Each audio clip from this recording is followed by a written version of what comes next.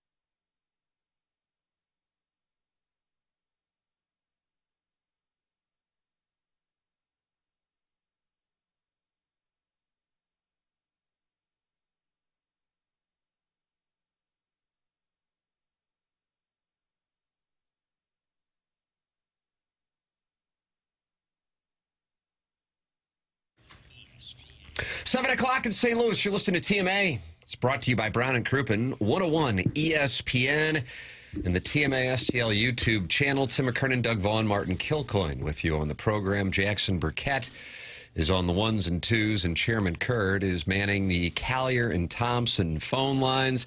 Come on in and talk it over with us in the YouTube chat, which is presented to you by Michelob Ultra, and they are in there, Doug. They want it, and they're in there. What do they want? They want to talk it over with you. Okay. We're right here. Folks, Lambert Regional Airport is loaded with little sky piggies today. That's from Mark M. People who bring food with them and wait to eat it until they reach cruising altitude. That's the definition of a sky pig, correct? Mark M., you'll have to call in, and Chairman Kurt will move you to the front of the line. Or maybe you buy it there at Burger King, but you don't eat it until you get on the plane and you get to cruising altitude. You reward yourself for reaching cruising altitude with a Whopper. With 2,800 calories. Okay. All right, I've done that. Not the Whopper. Not the Whopper part, but I didn't know I was a sky piggy. I don't want to... Well, Mark M's going to call in, and he's going to talk it over with you. Do you want to sit in the gate and have like that little meal in your lap While it's warm? Well, it's sitting on your lap and it's like fumbling all over. When you could have a nice tray table, come down, have a proper meal, put that neckerchief right there. So you're saying a commercial plane seat is more roomy than the airport? Well, having the table, I'm saying, instead of like... They have tables at the airport. Few and far between in Lambert, but they're... Never understood. There's 300 people on the plane and there's 50 seats. Just standing around. So I didn't know I was a sky piggy. Well, Mark M. will be calling in on the Collier and Thompson phone lines, 314-974-0101 to let you know. And he also says, I see a few toe tappers also. Ooh. So there's a lot going on at Lambert Regional this morning. All this morning? A toe tapper is a guy in the restroom who's at the next stall, and he's tapping his toes to let you know he's interested. Is that correct? Didn't happen to a senator or something? A Republican from Montana or Wyoming? Idaho, somewhere up there. I'm going to go with Senator Larry Craig of Idaho. Know that. Did he hit on you? I was in the stall, but he was tapping for the guy on the other side. Oh, bad beat. Darn it. Rats. Bad beat. And they put their feet kind of under your stall while they tap? Yeah. Oh. Well, they move it. Oh. So the toe tap says, hey, I'm over here laying a log, but I'm interested. And you just decide, if you're a gentleman of that persuasion, hey, that's a good-looking shoe. I'm all in. Right. Sight unseen. And I feel like we're getting a little close to kink shaming, and I want to make it clear that the policy of this show is to not. I do kink shame. I definitely do. First of all, you shouldn't be in a stall in the airport. Save that for home. Unless it's an absolute I'm going to die emergency, you don't belong in there. It's thin TP in that airport bathroom, I'll tell you. Yeah, you can hold it a little longer. It's like a corn husk. What if you can't, Doug? Yeah, like if it's a total emergency. This is one of the only things that Doug is passionate about. You just have to let him have his moment. If you're running to the restroom, I don't mean you got time to pick up a newspaper or a magazine. You are running there. Okay, fine. But if it's just a recreational thing where you're just going to sit there for 30 minutes, don't do it. Doug. Oh, you're the boy pig. Minneapolis Airport coming back. Was it the Copper Bowl the Badgers were in that year? Oh, heavens, I don't know. It would have been the Ron Dane's second year, maybe. Minneapolis Airport, flying back to Madison, Wisconsin. I had one of those moments, probably from an earlier Sky Piggy moment. All of a sudden, my stomach, I'm like, what you just described, couldn't wait. Ran into the bathroom. I'm sorry, I just had to use the restroom. And all of a sudden, I hear these voices around me, and I'm in the stall, and I was like, Senator Craig. No, they were all female voices. Oh, Bill. And I went, holy smokes. Oh, Bill. I had to go so bad. I must not have noticed. I was clearly in the female restroom. Again, we don't kink shame. Thank you. Good for you. Did you wait until all the voices were gone? But it's an airport restroom, so it's rather busy. So I finally just said, and I was at a gate where everybody was on the plane to Madison. And clearly they were like Badger fans coming back from the bowl game. And I thought, oh, my God, what do I do? And they're going to know who you are, too. Yes, so I put my head down and bolted past all the women who were at the mirror, like powdering and talking. And I could feel them kind of turn. And I just put my head down and I sprinted past the gate and went far away, cleaned up a little bit. And I just stayed away as long as I could. And hoped that they weren't back a week later watching a weekend's, hey, everybody, the Badgers had it. Like, there's the guy. Sounds a little creepy to me. I don't know. You left your scent in the ladies' room and then dashed away. I had to go so bad I didn't notice. And then in that moment, you can't go anywhere. I'm like, how do I get out of this? Could have pulled a fire alarm, I guess. Oh, yeah. Duff. So, but here we are. That's got to be like a low point in your life. That's a rough moment. I mean, first you're panicked because you had to go to the bathroom. And then you're stuck. I mean, what do you do? And do I say, sorry, ladies? I just put my head down and shot out of there. I think you delay until you hear as few voices as possible. I did, but again, an airport restroom is hardly ever vacant, Doug. Oh, gosh, that's rough. That's rough. Well, I wasn't in the bottom of a porta potty. I mean, it just happened. Bottom of a porta potty. Is Plowsy back in that producer body? This topic is paying homage to his legacy. That's from Eric in the Central West End. Doug's the guy who crop dust the entire plane. That's from the STL Silly Ninny. I flew back to Hooterville Regional yesterday with my wife and 2 daughters, 3.5 and 1. Went to get one of those larger carts for car seats, bags, etc., and the machine wasn't working. Asked the lady for help, and she couldn't have cared any less. Yeah. I tried to break the cart free from the rack. That's Al, and he's in Dadeville, and he had a tough time at Hooterville Regional. That's what they call it now? Yeah, the cart racks don't work. I encountered that once. I didn't get yelled at for it. I got yelled at for trying to be picked up outside the airport by my driver. What's the card, about $3-4 just to swipe? $7. Is it? $7. $7. Wow. Yeah. And you might take it 100 feet, if that. Yeah. And So you you gotta always go return it. looking for one to see if someone just used Yeah, it and right. didn't return it, and it's sitting out there. But Boy, that's no, a shame. they don't want you to move your luggage freely without hurting yourself. Not a big fan of the design either. It's kind of like a triangle, and then the luggage is always falling off. Golf clubs flying everywhere. We'll take your airport.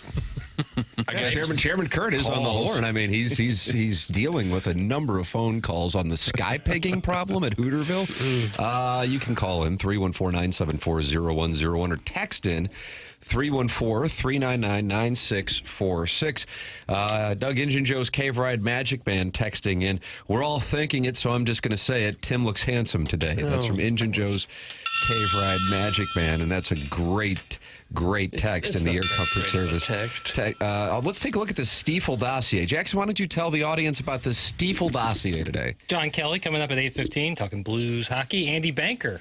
Martin booked that yesterday. Andy Banker talking Missouri sports gambling at 9 o'clock. Talking Redbirds, talking the Nolan Arenado saga as it continues. College hoops who's we tonight. talking out with? Andy Banker? No, I mean, no guess. We'll be John talking Kelly. that with, John Kelly will give us his thoughts. with each other, just get to know each other a little better. Talking Redbirds, as we've done before. Email today, sponsored by Design Air Heating and Cooling. Joe Lenardi's bracketology will drop around 9:30. So lots to look forward to, I'd say. I see Missouri's favored by 13.5, Jackson. Yeah, that's the number as I it stands. can't. Doug, I want to fire a bullet, but 13.5's a lot. I wouldn't touch it. Ah. I don't think they're going to win, but as you said, 13.5. Meaning South Carolina. Who? You said, I don't think they're going to win. You meant South Carolina. I don't remember exactly what I said. but You I'm just not said, gonna- I I'm don't not think- gonna For heaven's phrase it. sakes, you said it 5 seconds ago. You said, I don't think they're going to I win. can't believe what I'm watching right now. But you meant, I don't think South Carolina is going to win. Right. Jackson, snort this rail of Adderall off the butterfly stamp I think trap. everyone knew what I was saying. Oh, I got to be honest with you. I didn't, and I don't think Doug did. And then I think Martin was alarmed, and Chairman Kurt was really alarmed. When you said it, I thought, oh my God, is he worried Mizzou would lose to South Carolina? That's why I asked. Okay, regardless. I don't think Missouri will lose. Okay. And But you're concerned about the size of the number against the it's a big number. Gamecocks. It's a big No. number. I think they have obviously the talent to smoke them, but I think it's going to be a skull pounding. But 13.5. big number. It's the perfect storm. South Carolina's coming off a win against Texas. Missouri's coming off a bad performance against Arkansas. And I was hoping I could get single digits on that one and then drive over to Illinois and place a wager in honor of Secretary of State Hoskins. But I guess I'm not going to get a chance to do that because that number at 13.5. Yeah, Josh Gray's playing as it seems right now. He wasn't on the injury reports. That probably helped get that number all the way up to 13.5. Holy crap, it really is Plowsy. Jackson's high as a kite this morning. No. That's from Jugs, and he's in the District of Columbia. Doug. Incorrect. you haven't taken any recreational drugs today, have you? Nope. Okay. Nope. So I didn't think so. I don't know what you want from me. Tim, I'm on Larry Craig's Wikipedia page. Yeah, so am I, actually. What are the chances? Doug, you want it? No. I like the headlines. Early life and family, political career, U.S. Senate, committee assignments, Idaho Hall of Fame induction, 2007 arrest and consequences. And I didn't realize till now, it all ties together. He was arrested at the Minneapolis-St. Paul airport. Same spot. There's something about those restrooms up there. He was arrested for lewd conduct in a men's restroom. That's why I avoided it. While he was a senator? I believe so. He was arrested of soliciting a male undercover police officer. What are the odds? That's somebody's job is to just sit there in on the a bathroom. stall. That's Cruising, right, with Al Pacino? Yeah. That's the movie Cruising. That's what he did? He would sit in a restroom? Not per se, but What he a was role like for Al Pacino, Doug, fresh off of Michael Corleone. He's an undercover. he's an undercover cop, trying to solicit. Yeah, he was wearing a lot of leather. Hot. In the bathroom? No. It was no. It wasn't. There was no I'm not bathroom. familiar with his picture. Cruising, William Friedkin. It's an Who made The interesting one. Exorcist later? Yes, or earlier. I feel worse for the undercover cop than I do for the senator. He essentially kissed me on the earlobe, and his breath smelled like pastrami with a hint of dill. Oh, was that from the court case? Believe so. Larry Senator Craig. I like how it says Idaho Hall of Fame induction, and I think it was prior to the lewd conduct. Probably so. Yeah. He was accused of soliciting a male undercover police officer for sexual activity. During the resulting interview with the arresting officer, Craig insisted upon his innocence, disputing the officer's version of the event by stating that he merely had a wide stance. No, you got white base. Mhm, good white He had base. been picking up a piece of paper on the floor.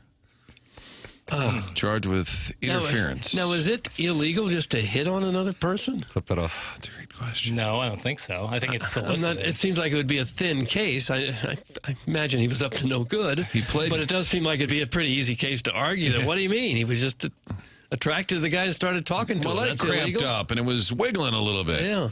He pled guilty to the misdemeanor charge of disorderly conduct by mailing in a plea petition.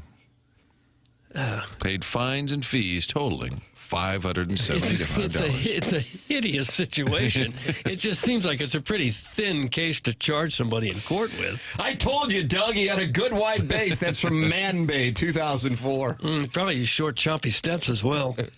It really does all tie together. The Minneapolis airport and a wide base.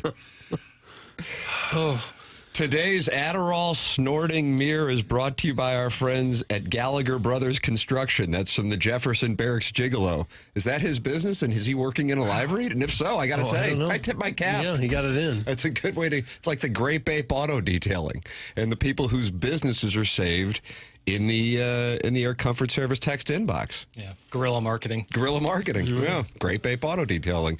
You can participate in the Michelob Ultra YouTube chat. 136 friends have gathered to talk it over. YouTube.com/TMASTL. You're also welcome to call in to the Collier and Thompson phone lines, 314-974-0101. Mark M. is calling in to talk to Martin about sky pigging live from Hooter Regional Airport in St. Louis. Good morning, Mark M. You are on the Morning After on 101 ESPN. Good morning, gentlemen. Good morning. Oh, hello. Yeah.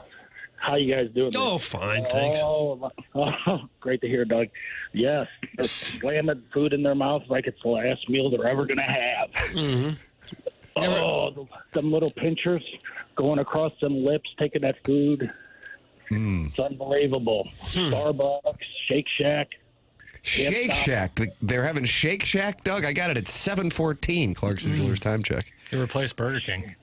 Is that right? That's what it is? Mm-hmm. And then they got a little Chinese restaurant coming in here soon, too, Pee Wee. Asian American, please. Pay way. Is that like we too low? Holy. No, that was in the bathroom earlier today with the toe tappers. Oh, Well, that's a hotbed of So are activity you right there. identifying the sky piggies as they board the plane with their baggie of food? Oh, yes. And they're just sitting there just shoveling it in their heads right here. Oh, so they're before they get into the sky, they're pigging out. Oh, yeah. Well, that's not sky pigging. Yeah. Well, there's there's some getting on the planes, too. Are there Gentlemen, gate piggies? it'd be dry pigging. Lot, Well, yeah, that's just general gluttonous. there's gate piggies here, too. Oh, does it upset you? No, just thought I'd tell you, gentlemen. Okay. Well, thanks for having eyes on the ground. Everybody polite to you out there. Doug's had experiences where they're mean to him at the airport. The employees, not necessarily the passengers. Well, that's not hard to understand. I mean, Shout at Doug, I think. they're terrible people here. No, well, not all of that's them. all I've No, read. just a couple that I ran into. Not all of them. Oh, I'm sorry to hear that, Doug. All right, gentlemen, well, enjoy your day. Well, all right, thank that you. was Mark M. He was in the YouTube chat. He felt like there was a sky pigging situation out at Lambert Regional, but now it sounds like there's a lot more of it going on at the gate and not necessarily rewarding oneself when the plane reaches cruising altitude. When you take it onto the plane, number one, I don't think it should be warm food because it's more likely to smell. Agreed. And number two, it shouldn't be crunchy food. You don't want to be crunching on Fritos or Doritos that are making loud noises that can be heard 2 or 3 aisles away. I think the warm food or fragrant food, because cold food can also get a little fragrant. What's a fragrant cold food, sir? Salami. Nice. Yeah. Really nice. General, like cold cuts in general. What about gabagool? Gabagool, also very fragrant. Not a great sky pigging snack. Yeah. I would take a loud sun chip. Because again, there's a jet engine running. You know, But you don't want to be here. You don't want to hear someone chomping on chips I'd around rather you. that than smell their, breakfast taco, which has happened to me on the way to Jamaica. Father and daughter pulled out some disgusting egg taco dish out of a Ziploc bag. How about seafood? You should be sent to jail. Really? Sent to jail. If you bring seafood, like halibut, if you bring... So what did you do? I brought seafood on a plane? Yeah, they do that. Guy next to you, murder. Yes, that is brutal. Like, that's disgusting. Mm-hmm. Dear Mark M., go ahead and have a plan before you call instead of just repeatedly moaning. That's the JV call. Did you hear him moaning? Well, maybe. I got a touch of Rich in Maryland Heights in his voice. I didn't hear just it. a smidge. I heard it. This guy literally sounds like he has half a cheeseburger in his mouth. He's sitting down and can barely keep his breath. That's from Mr. Licks. Boy, there's a lot of vivid description of a phone call. Yeah. I was kind of with Licks. I was thinking this guy sounds like he might have a sandwich in the other hand while calling us with the one hand. Now, there was a day when you get a full meal on an airline flight. Nice hot meal. Remember that? I mean, Never in my lifetime. Everybody would get a full meal. And it was kind of a treat. Never in my lifetime. That has never happened. I bet that saved the airlines. What about the old guy on the Millions of plane dollars. who's blasting Curb Your Enthusiasm but thinks it's on a headphone? Yeah. Guys, there's no rules at the airport. Eat whatever, drinks at 7 a.m., totally fine. That's from Linda Sniffer. I have noticed that, where because they're on the airplane or because they're in the airport, rules of drinking seem to just go right out the window, like general convention. It's like, oh, yeah, it's 7 o'clock. I'll have a 24-ounce beer. And God bless them if it's Michelob Ultra. But in general, like a double shot of vodka on the plane at 8 a.m. because you're going on vacation. I don't know. Well, the airport demographics in general kind of represents upper middle class America. That's basically who's flying commercial, upper middle class. And that's the best we got. We're still sky picking. And we're still having problems in the restroom. This is the upper middle class. Yeah. Make airports great again? Somebody needs to. You can share your stories, whether it be in the Michelob Ultra YouTube chat, the Air Comfort Service text inbox, 314-399-9646, or by calling in 314-974-0101. Stiefel, the sponsor of the dossier here on TMA. John Kelly, that's the 101 ESPN Blues interview in the 8 o'clock hour. That's at 8:15.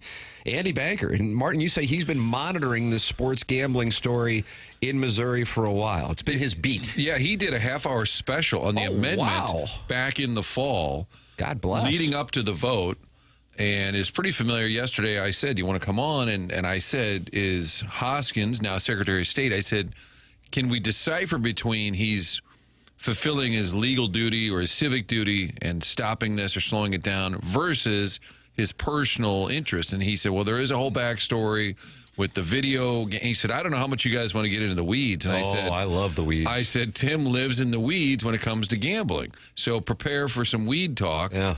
Weed talk, 9 o'clock. Plowsy, if you want to call in. We'll have gambling weeds. So, yeah, he's pretty versed on it. And the fact that it's getting a lot more play. We talked about it yesterday. Basically, the rollout of what the people want is to have sports gambling. But they're saying now that it's only required to be available by December 1st. The hope was the summer. The question now is with this slight delay that the Secretary of State announced, which I think he's pointing to legal maneuvering right? That it's not Well, we had some people texting in yesterday that their theory is Hoskins is delaying it, which would allow him to try to get it put to the test in courts, that the margin of victory was so narrow that they should have a recount or a revote. So I will be intrigued to hear what Andy Banker, who has followed this story quite closely, has to say about that theory. And remember, that group initially was asked, are you going to appeal or trying to, and they said no. Remember that? Yes. Right after the election or the vote. So anyway, we'll get in the weeds. 9 o'clock, Around 9 Andy o'clock. Banker on the sports gambling conversation. I'm looking forward to that. There it all is for you here on the program. Tim McKernan, Doug Vaughn, Martin Kilcoyne, Jackson Burkett, Herman Kurt with you. The show is called The Morning After. It airs on 101 ESPN and the TMA STL YouTube channel. Presented to you by Brown and Crouppen.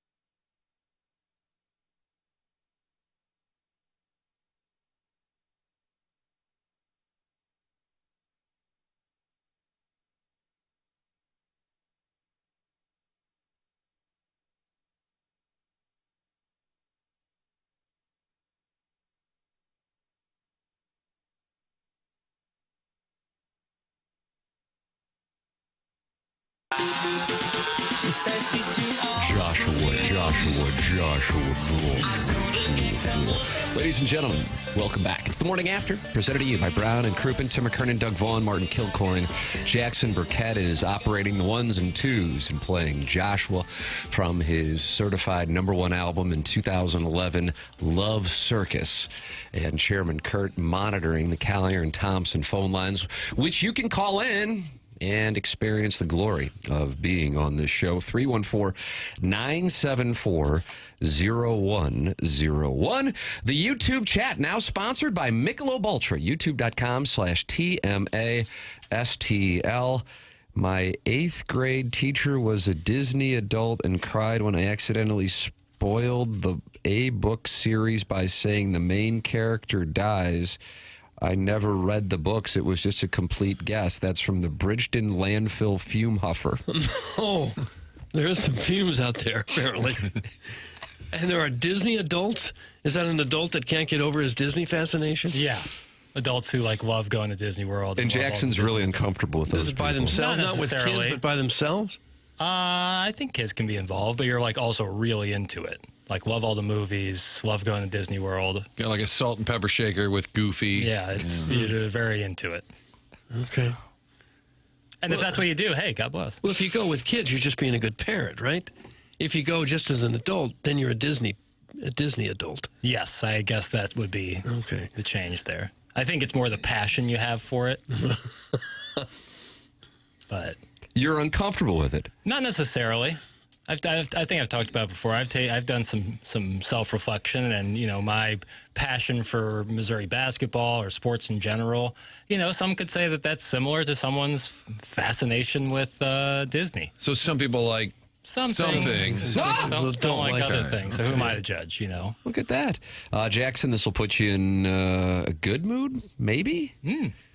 The Athletic, in lieu of Joe Ladorty, who will be releasing his bracketology here in a matter of moments, has just released their bracketology, and very consistent from last week. Missouri in the East region with Duke as the 1 seed, Missouri the 5 seed, with Michigan the 4 seed. Last week, I think Ladorty had Missouri the 4 seed and Michigan the 5 seed. He's flipped them here on the Athletic. And then that means Missouri, if they could get past McNeese State in Michigan, would have a rematch from 2001 where they lost to Mike Krzyzewski. This time they would get a chance to try to avenge that loss 24 years later in Newark in the Sweet 16 of this tournament. You don't want to be a 5 seed. They're the ones who always get upset, right? I I mean, think now always it beats the doesn't matter. 5. 14s are winning, 15s are winning. I don't know. Illinois is an 8 seed taking on Baylor. Illinois. top Okay, Mount Rushmore sorry. of Dillons. Bob Dylan. There you go. Matt Dillon? Matt Nice, Dillon will really certainly be nice. up there. Dylan Kevin Holloway. Dillon. Then is Kevin Dillon in by default. Yeah, Johnny Drama.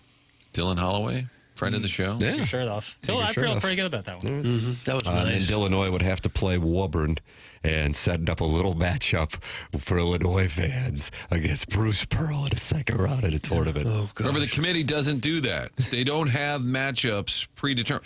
Bill Self will play Illinois in round 2. Not by design, just sort of shook out that way. These are accidental things. Hey, Jackson, we have this from the Foul Territory, folks. You ever watch that podcast? Anybody? Nurse? A little bit. I see him on Twitter. I see clips on Twitter. That's right. They've really done a good job. And that AJ Brzezinski. Tip of the cap, former Cardinal for a brief time in 2014. I don't know the years. Kind of that John Lackey summer. Yes. And I remember interviewing him, and I was saying, you've had an interesting career, and you can have a little edge to you. And he said, are you trying to ask the question that I'm a jerk in the clubhouse? And I said, well, he goes, I understand. It's fine. And he gave a whole answer about how he is kind of a That's the reputation. rusty nail, but he kind of owned it, and he was kind of fun. Yeah, he was talking about that trade to the Cardinals and how it extended his career on a podcast I was watching, probably his, a couple days ago. But he and Eric Kratz were talking about Nolan Arenado, and they've got a landing spot for him, and it's not the Astros. Doug, take a listen, if you would. This All is right. Foul Territory, former Cardinal A.J. Brzezinski. Where does Arenado really, like, how badly does he want to win? Because he could open it up to all 30 teams. Who would he go and play for then? Who would be the team that would be number one contender for him? It would be the Yankees. I would think right now with the way rosters are aligned, it'd be the Yankees, right? Are they going to, because they're going to have to play DJ at third base all the time, right? Not all the time. It's LeMahieu, it's Peraza, it's Oswaldo Cabrera. Okay. Yep. But because Jazz is back at second full time, right? Jazz is back at second, although they said be prepared for third as well, just in case anything changes. Yeah, I don't know how comfortable they feel about those three at third. Also, LeMahieu hasn't been able to stay on the field, so maybe they try things out, see if he stays on the field. If not, they pick up the phone and call St. Louis. I do think Arenado would waive the no-trade clause to go to the Yankees. If he doesn't there, I don't think he's getting traded at all. Right? Like, what else do you want? Fair so the point. Jazz Chisholm experiment's already, or didn't John Heyman just do an opus on that the other day? That they like him. Yeah. I like that term opus for the record. Thought that just happened. Yeah. Now Jazz is out. If I'm Arenado, that'd be a great spot. The Yankees, chance to win. Your buddy Goldschmidt's there. And if I'm the Yankees, I think I'm interested. But they say they're out of money. They're out of money, Doug. The New York Yankees are out of money. Maybe that's just their way of saying to the Cardinals, we're not paying as much as you want us to pay. Crying poor. Yeah, we'll pay a little, Game but of chicken. Not what you're saying you want us to pay. It could be that. The Yankees are muttering, Cardinals are out of money. The Cardinals are, the Yankees are out of money. They're sitting at the same table. Right. You stole my line. Well, and no one can really be out of money in baseball. It's just how much you're willing to spend, right? I think you could be out of money. If you're not bringing in any fans in Pittsburgh or Oakland and you still got a payroll of $60, $80 million, yeah, you could be out of money. The Padres were actually the ones who were out of money in the 2023 final month of the season to the point that they had to take on a loan. And I gather what was taking place there is the owner knew he had a terminal illness and he wanted to go for it.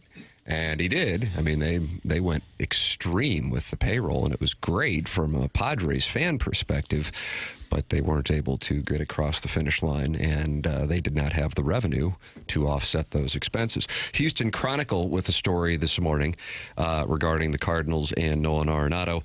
And they say they just do not see this happening between the Cardinals and Nolan Arenado. Bob Nightingale was on a Houston station last night and said there is nothing to the Cardinals and Astros and any traction with Arenado. Right. Feels that ship has sailed. It does seem like the Yankees would be the most logical landing spot. That's where my action is. They got a lot of money invested in their payroll now, so they want to win it now. They got a weakness at third base. They've got a Hall of Famer who's available. I think it's just a matter of how much money they're willing to take on. Aaron Boone, an old third baseman's like, come on, get me this guy. I can see the Yankees clubhouse wanting it, but you got to get the front. They're out of money. Even though Juan Soto was offered nearly $1 billion. Granted, they did go out and got Bellinger. They added Devin Williams. They went out and spent money after that. But if you had $1 billion to spend that you didn't have to, close to it, you might have something left over. Maybe. You would think. They're still paying Stanton the King's ransom, and he barely plays. Yeah. $32 million, I think I read that they pay him. I'll tell you what, too, for Arenado's sort of DNA, it's the perfect place. You don't have to be the guy if you go to New York. Aaron Judge is the guy. You can kind of just blend in and be a really good player, which I think is his perfect model. Like, blend in. He's on the Hayward plan. Yeah, just kind of blend in, be a really good player, but you just don't want to be the guy. They would have a heck of a lineup, though a little long in the tooth, with Goldschmidt, Judge, Stanton when he can play, Bellinger, Arenado. That'd be a heck of a lineup. It would be a great lineup about 5 years ago. Yeah, exactly. For 5 years ago, it's really glorious. James Carlton's a loyal sponsor at TMA, longtime sponsor of the Tim McKernan Show podcast, and he's been with us here on TMA for a number of years as well. 415 five-star reviews for James Carlton and his team at the Carlton State Farm Insurance Agency in Webster Groves. I am a client, and I recommend you become a client as well. If you aren't sold on what I have to say, fine. Here you go. Here is a review. One of the 415 five-star reviews. My husband and I have been clients with the James Carlton State Farm Insurance Agency for over 10 years.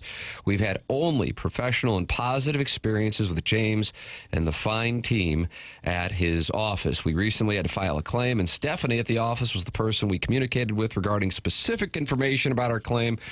Her customer service is remarkable. She thoroughly explained the process we had to go through step by step. Although I had several questions asked, Stephanie patiently answered and addressed every one of my questions and concerns, and that is something I definitely appreciate. You can get that kind of service by making the switch. CarltonInsurance.net or 314-961-4800. If your insurance costs a leg and an arm, call James Carlton State Farm. Tim McKernan, Doug Vaughn, Martin Kilcoyne, Jackson Burkett with you on the program. This is TMA, presented to you by Brown & Crouppen on 101 ESPN and the TMA STL YouTube channel.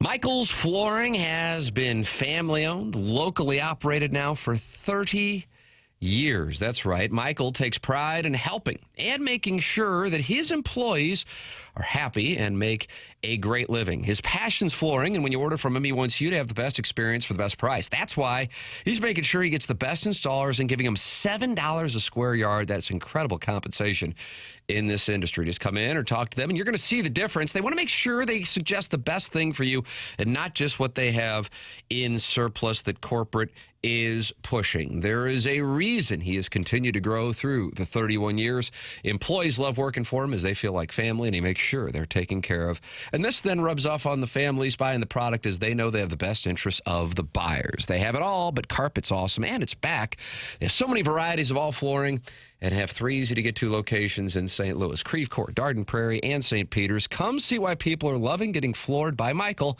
Make sure you visit online at igotfloored.com. That's Michael's Flooring, igotfloored.com.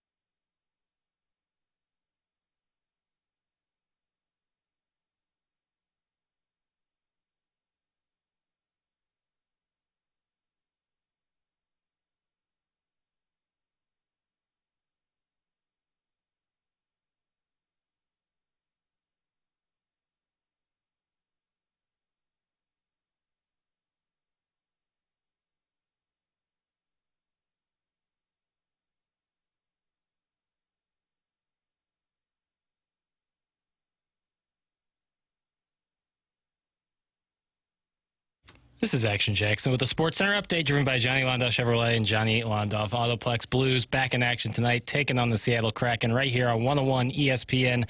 Pre-game at 6 p.m., puck drops at 7 p.m. That was another Sports Center update driven by Johnny Londoff Chevrolet and Johnny Londoff Autoplex. See them at londoff.com. Chevy, together we drive. Are you kidding me?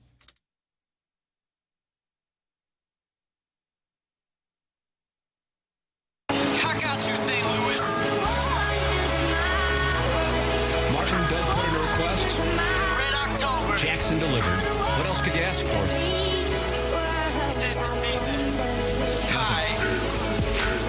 I come from a city where we celebrate October. Everyone you see is dressed in red like it's Rover. The luck is in our favor like a 3-1 4-leaf clover. Anything can happen where it's never truly over. Done it all before, we could do it all again. Yeah, we rally with a squirrel and we made it to a trend. Had our backs against the wall, so we made that wall our friend. That's tradition in my city and it's never gonna end. If you looking for some heart, let me show you where it's at. Right there underneath that jersey, 2 birds on the back. Greatest fans in baseball, we already on that stat. Every day's a holiday. Shouts out to Matt. That's October in St. Louis and you wouldn't understand. Unless you're from the city, that made me to a man. 11 rings and counting, I'ma need another hand. But a dozen sounds better, so let's get this one for Stan. Rest in peace, Stan. Rest in peace, Stan. I can't even finish the name. Stan with an N. Maybe it didn't rhyme. What rhymes with Rest in peace, Stan. Why do you have to talk like a tough guy? Hey, they had their backs against the wall, so then they made the wall their friend. Really good one. Yes. Had a rally squirrel and turned it into a trend. Think about it. What's the name of the artist, please? Ooh, I don't know. Unknown. I don't believe that was Treader. If you know the artist, please text it in to the Air Comfort Service text line 314-399-9646. You're also welcome to call in to the program. Callier and Thompson phone lines 314-974-0101. Email in for our Design Air Heating and Cooling email today, the morning after, at InsideSTL.com. That comes your way at approximately 10:50. Buck Swope and the JV golf coach both tied with 4 wins apiece in the month of February. The YouTube chat has 2 wins. Misty Plops, Walter Grundlehort, Calcified Ear, my cousin Vinny, and Mr. Licks, all with 1 win apiece. Everybody's alive still with 4 more email of the day competitions brought to you by Design Air Heating and Cooling here in the month of February. And this is fun. This is a fun competition. This is a great leaderboard here as we head down the stretch. Thanks to Seth Goldcamp for sponsoring. He's online at designairservice.com. The longest running sponsor on TMA is Design Air Heating and Cooling. And Doug, how about this weather? It's going to be sunny and a high of 62 today. We'll take it. Very nice. Suddenly it's May. Telling you, on Friday, sunny, high of 65. I mean, here we go. Sunday charge. If you run into any issues with your HVAC system, go to designairservice.com. Seth Goldcamp's 4th generation, longest running sponsor on TMA. Martin's a client, Doug's a client, I'm a client, and we're very happy clients. You can become a client as well by going to designairservice.com with Seth Goldcamp, Design Air Heating and Cooling, sponsor of our email of the day. Jackson, what do we have here with Matthew Tkachuk? Talking 4 Nations, making a Jimmy Fallon appearance? Yeah. Is that what we got going on? What's the background here? Matthew Tkachuk on Jimmy Fallon, man. That's man. Oh, come on. Rest in peace. Really put an exclamation point on it. Jackson doesn't know much. Like, what else you want? Well, it speaks for itself, right? Well, let's think about it. Okay. Jimmy Fallon, Tonight Show, big deal. Yeah. It would be pretty unbelievable for any hockey player to kind of be on there in a certain situation. And Matthew Tkachuk, St. Louis guy, talking about his brother and Big Walt and how cool the 4 Nations was. That's big. That's Jason Tatum and Matthew Tkachuk on Fallon. And it was all about that. It's all about that fight at the beginning of the game. If not for that, set the tone. Yeah. If not for that, he doesn't get that. All right. Here's Matthew Tkachuk. You got to play with your brother. Yeah, it's been... Did you ever play together? Never. That was our first time. We played an all-star game together, but that's fake. So it was our first ever opportunity, and we grew up like always competing against each other and dreaming about eventually one day he plays in Ottawa, I'm in Florida, so we knew it'd be tough for the regular season, but we always had the dreams of playing with each other, and it finally came true. When you won the Stanley Cup, there was a shot of your dad. I just want to show everyone. Here's a picture of your dad at Game 7. He got emotional there. Yeah. Proud dad. I think that's the only time I've ever seen him cry. Yeah. And now I'm showing it on national television again. And then my brother was crying there too, which I haven't seen him cry since playing mini sticks in the basement and throwing them through the walls. Yeah. There must have been a lot of holes in the wall when growing up. There were a lot. That was Mom was not too happy with that stuff. No. Then we had to bring it outside and play roller hockey. But your dad is a legend. And he played 19 years and was one of the best players of all time and one of the best Americans of all time. And he unfortunately never got the chance to win the cup. And I don't think he would change a thing to see one of his boys lift that trophy. And one of the coolest moments I had was after that on the ice, having my whole family out there with me. And I don't know, I had the cup in my hands for some reason. This was after all the celebrating, and I got to hand it to him, and it was one of the most special moments in my life. Buddy, come on, Matthew, sit back. That was pretty cool. Very nice. Big Walt getting some airtime. He's like, Jesus, don't talk about me crying already. Jesus. When he talks about how much he wants to play with Brady, it makes me wonder if Brady's going to try to make his way down to Florida, too, when he becomes a free agent. I heard maybe Strickland talking about that on Cam and Strick, talking about... You were listening to the Cam and Strick podcast? Look at you. No, it popped up on... well, no offense. Don't diss it. Was that a diss?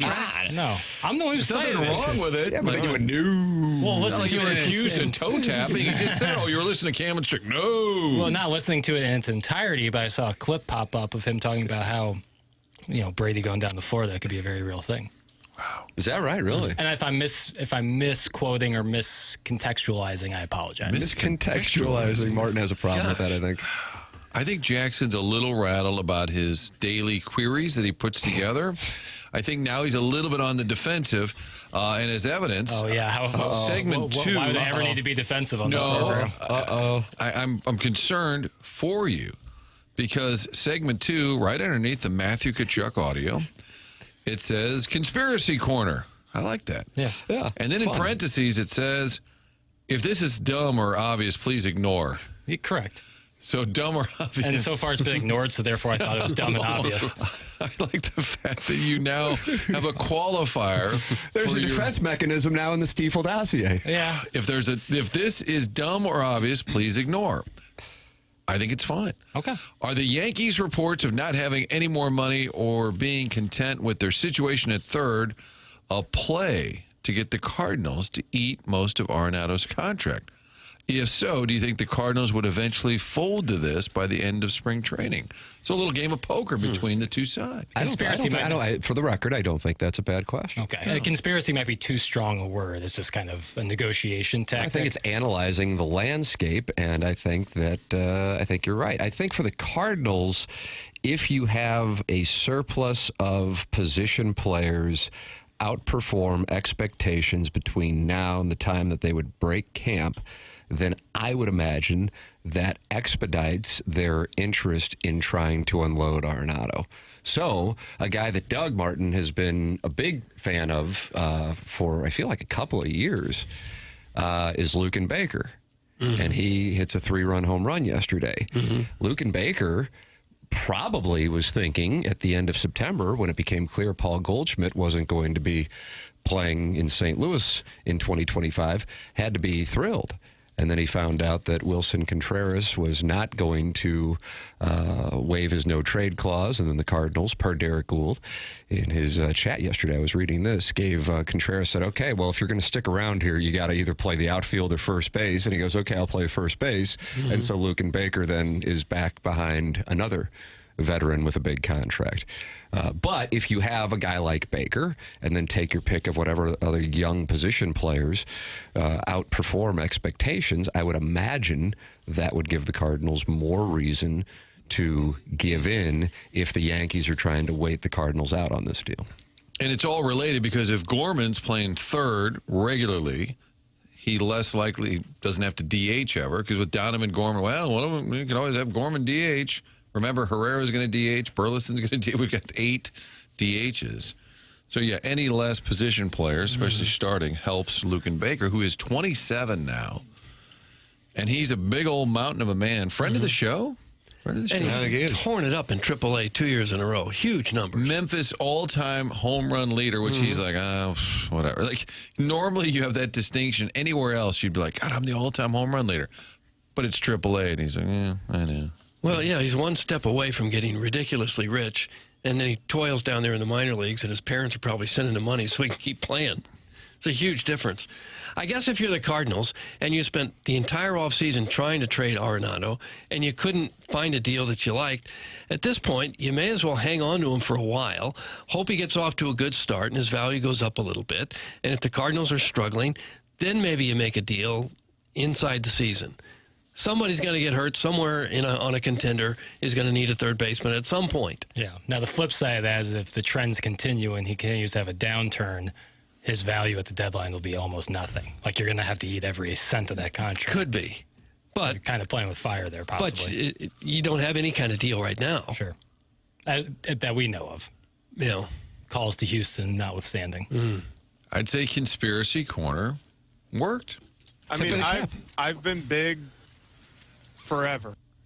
Luke and Baker. Luke and Baker on TMA spring training coverage when the YouTube chat was talking about how much they liked his big legs. Yeah. I believe that's what was going on. Big forever. Yeah, he did talk about how he's like, I just always have had big legs. And there was a parent. And we described him as a pleasant gentleman. That's what Claves called him. That's right. And he was. He was very pleasant. Friend of the show. I think Claves was trying to politely say there's not really a spot for him. But hey, he's a pleasant gentleman.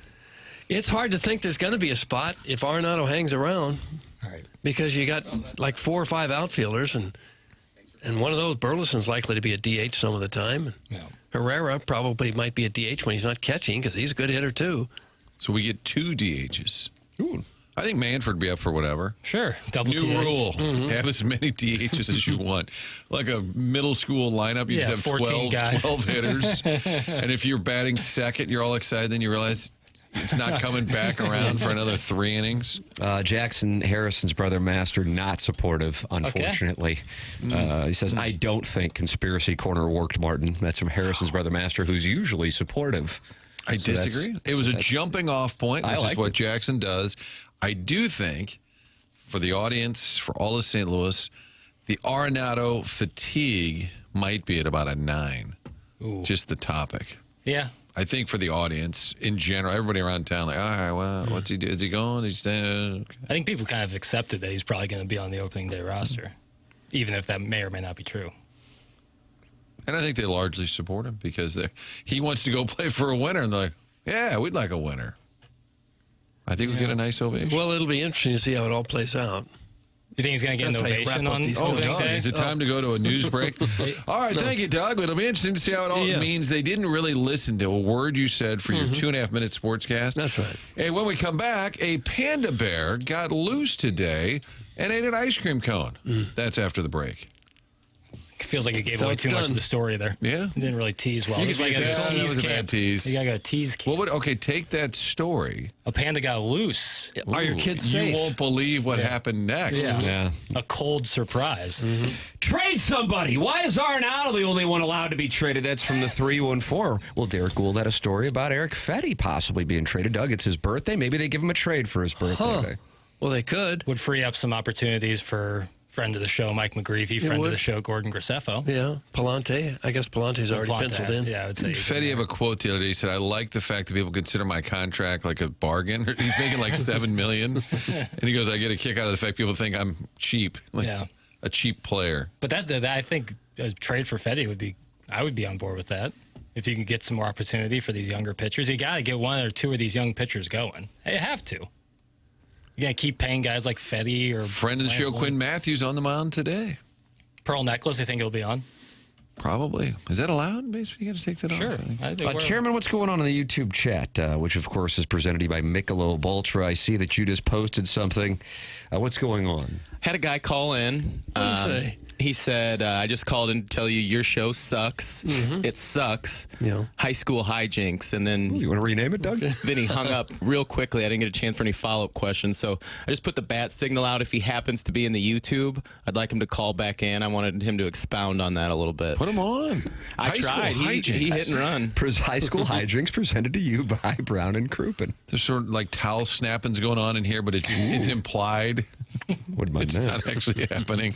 You can email in to High School Hijinks, the morning after at InsideSTL.com for the Design Air Heating and Cooling email of the day. And you can call in and you can berate Chairman Kurt. He will take your calls on the Callier and Thompson phone lines, 314-974-0101. Your Stiefel dossier goes as follows.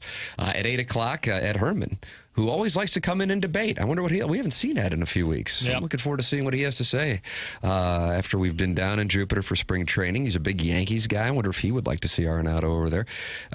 Then John Kelly with us for the 101 ESPN St. Louis Blues scheduled interview at 8:15. And then the Andy Banker conversation regarding Secretary of State Hoskins delaying the Missouri Gaming Commission and making sports gambling readily available in Missouri with the announcement yesterday. Andy Banker has been monitoring that story for the 2 Fox for what it sounds like a couple of years, Martin. I can't wait to talk this over with him at 9 o'clock. He said, you want to get into the weeds? I said, we like the weeds. Yes.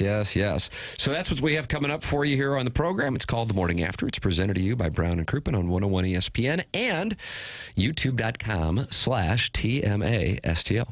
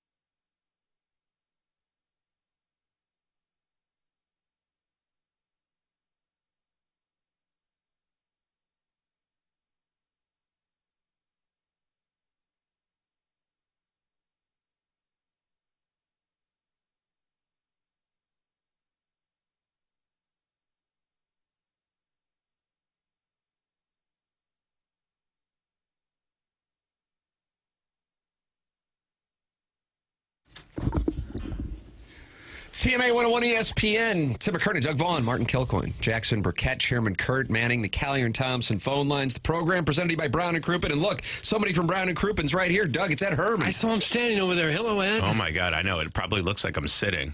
But this is me standing. I'm the exact same height, whether I'm on a bar stool or standing next to a bar stool. How tall I am a a gentleman bar are stool, you? 5'7". But bar stool height, because I'm the size of my torso.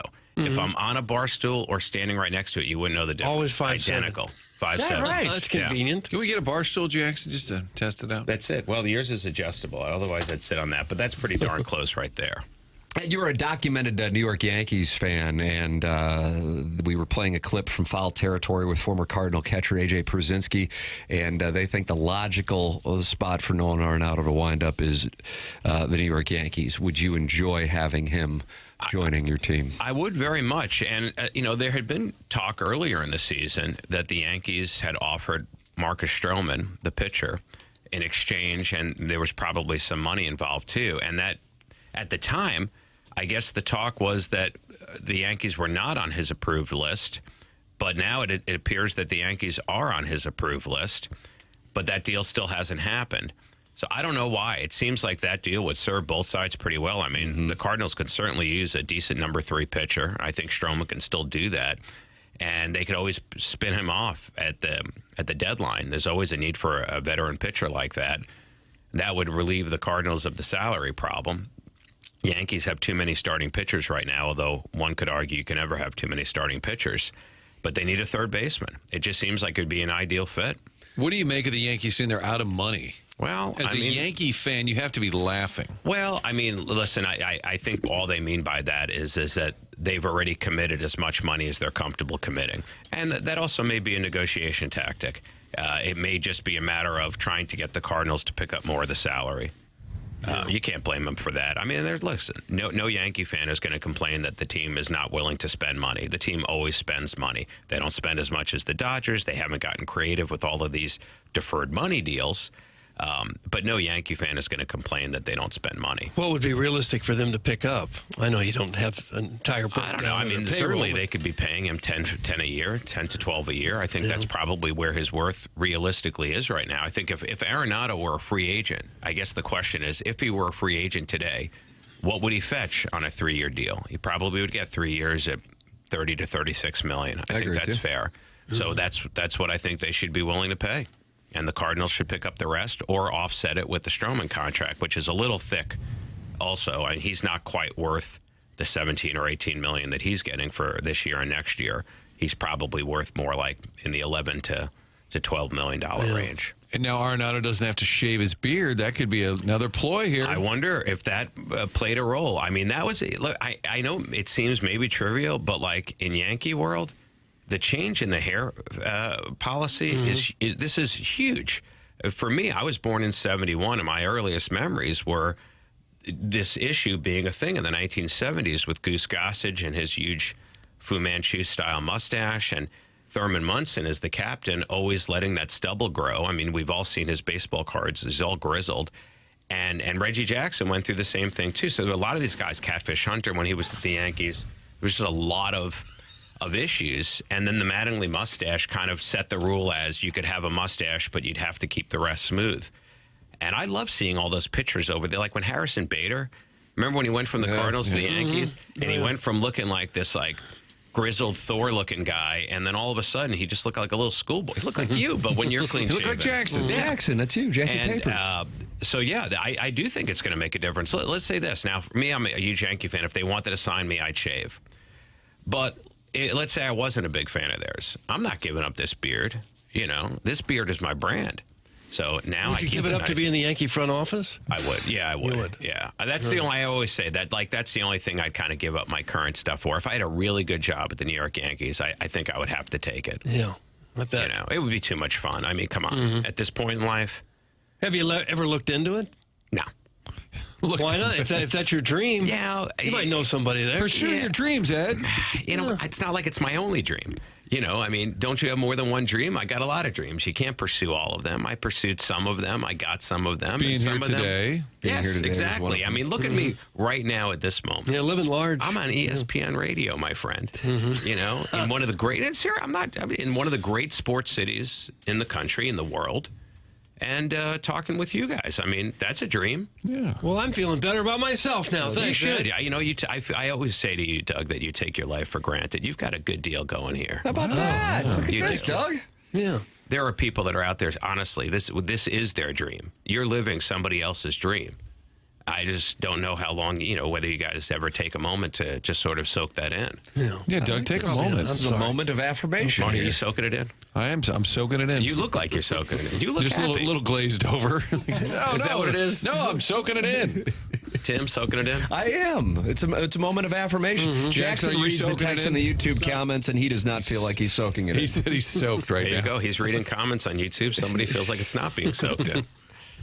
It's like anything else, though. When you do something for a long time, you just feel like, okay, this is where I'm supposed to be. You kind of take it for granted. And Yeah, of course. And, you know, ask yourselves out there, folks. You didn't know you were going to get a little chicken soup for the soul. Wow. But just remember, like, there are aspects in your life, maybe not all of them, maybe just some of them, where you are living somebody else's dream. You know, maybe it's you have kids somebody else isn't able to, or they haven't met a person that wants to have kids with them.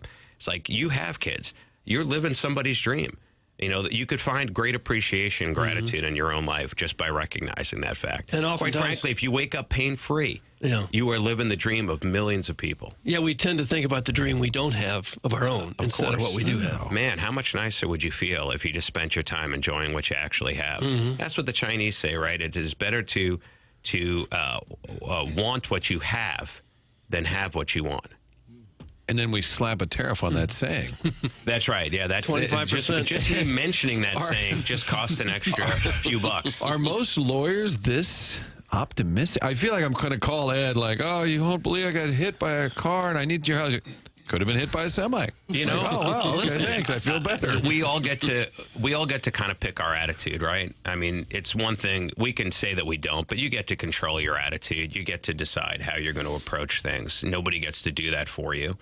And nobody can take that away from you. So if you can do anything in your life, get a handle on that, and you'll notice how everything else just sort of gets better.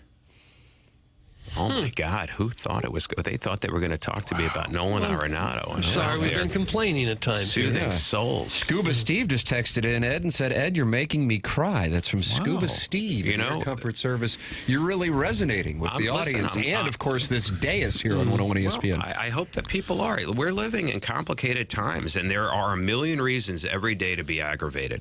But I promise you, there are just as many reasons to smile and feel good about what's going on in your life. Have you always been this way, or have you had some sort of epiphany of sorts? No, I was not this way. No, nobody, I mean, it would have been a blessing to just have been born in a state of gratitude. No, I think that you have to go through certain things in life before certain truths reveal themselves to you.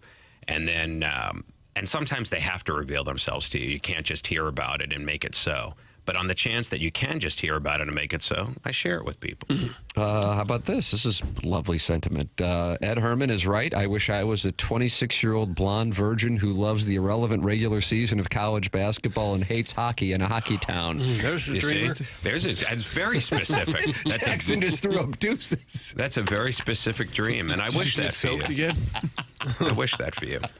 But you can complain yourself right into being miserable. Of course you can talk yourself into being unhappy, even when you shouldn't be. And don't you? And we all know people that are like that. And sometimes they do it so much, they're so good at it, you almost feel like they must like that. That must just be their preferred state. You know, I don't know. Well, I don't know who would prefer to be miserable, but my favorite text that'll come in will say, "This show sucks," whatever, and then I'll scroll back. 2 weeks ago, this show sucks. 3 weeks ago, you guys all suck. 4 weeks ago, this is the worst. I'll never listen again. 6 weeks ago, this show sucks. You know, I think one thing I've learned, I've been going on Twitter a lot lately, which is a real mistake. Wow, for somebody who preaches happiness, yes. that's a real test. But I'm going on there. Well, you have to test your resolve by exposing yourself to you can't bury your head in the sand to the things that might frustrate you. You have to be able to confront the things that might frustrate you and know how to process them so that they don't. And I go on there a lot, and I think I've just concluded that, you know, people are lonely and they don't feel heard, and maybe they don't even feel like they have a right to a voice. But on there, maybe it's the anonymity. Who knows? But it's an outlet. You know, people are just able to just voice frustration. It saddens me that they're as cruel as they are.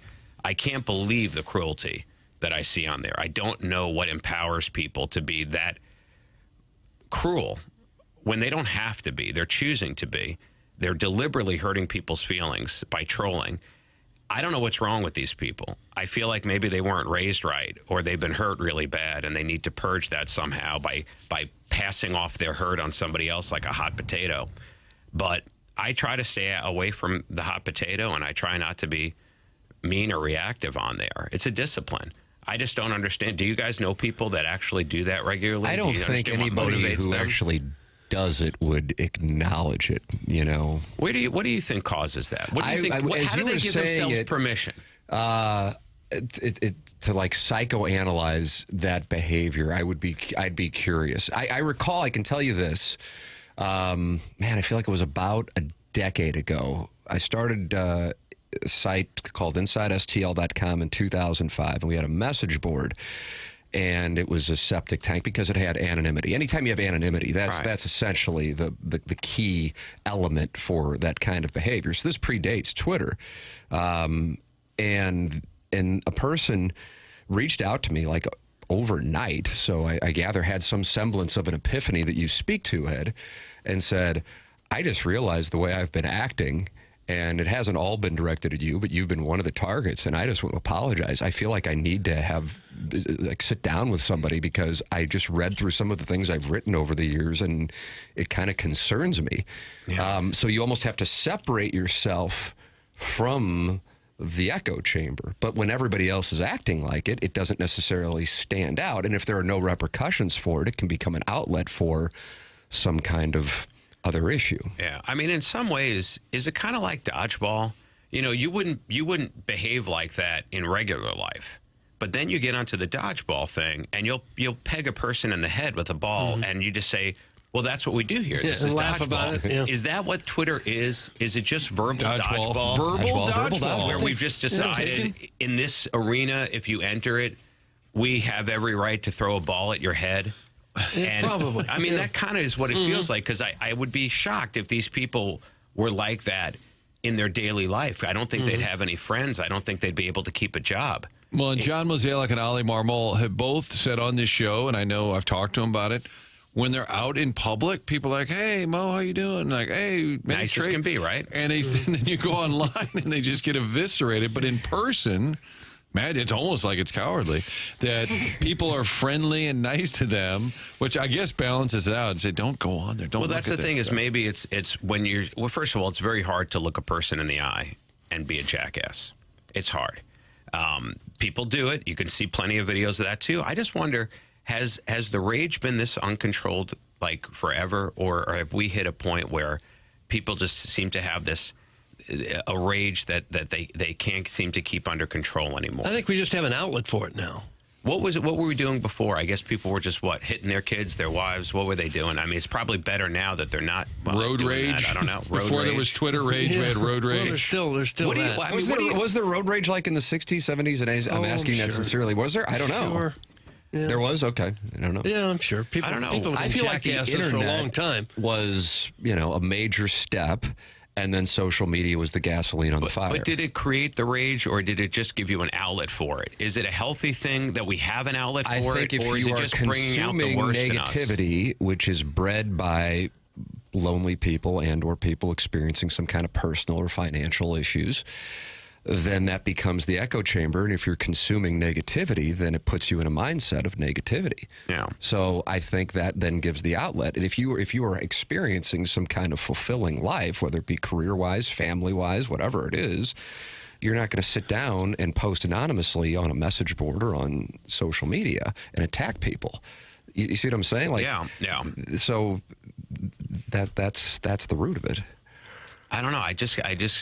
My gut tells me it's not a healthy thing, to have that much rage just circulating around. I mean, I don't think it's any coincidence that the world has become seemingly way more divisive in the last 20 years.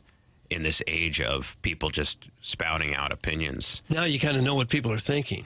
Right. They didn't used to say it out loud. You and grew now up they in New do. York. Weren't they always like screaming at each other on the sidewalks? Yeah, just, you know, I'm walking here, you know, I mean, that kind of stuff. People wasn't got as- into silly disputes like, I was waiting for that spot and you stole it. I mean, those are silly things, but nobody in New York was sitting there arguing about politics or, you know, I mean, it never felt like that. Or at least maybe I was young and I just didn't hear that stuff. Was that a misnomer then that people in New York were just rude to everybody? It's a total misnomer. I've never found the people there to be rude. I love New York City. I find New York City to be utopia. It's actually, to me, it's the great proven experiment of whether a melting pot can actually work. Because in New York, everybody lives together just fine and nobody cares. People mind their own business. Nobody cares what anybody else is doing. Doesn't matter what country you're from. Nobody in New York cares what language you speak. You go on the subway, you'll hear 20 different languages on one ride from uptown to downtown. And it's just all fine. You'd never hear somebody in New York saying, "This America, we need to speak in English." You know, you don't get that in New York because in New York, they didn't need specific DE&I programs in New York to create a sense of diversity, equity, and inclusion. It just happened organically, just like it was supposed to, the bottom of the Statue of Liberty. You know, we follow those words, everybody lives there, and they live amongst each other, and everybody's fine. We eat each other's food. You go out for any kind of food you want, absorb all of those cultures. There's something there for everybody. And it's a proven model that we could all live together just fine. They laugh in New York at really the rest of the country with all the phobias that exist about different religions, languages, nationalities, colors, genders. In New York, they just laugh at that because you get all of it and nobody cares. Nobody gets on anybody for it. Everybody just lives their life and they're happy. John Rocker wasn't a fan, but that's a whole other story. He's not from there. I know. I'm kidding. You know, that's the problem is you get somebody who really isn't accustomed to seeing that level of comfort, and then they find themselves not comfortable in it because it's just not what they were raised in. It's not what they're used to. You've obviously never been to New York. That's from the 314. Ed, would you like to?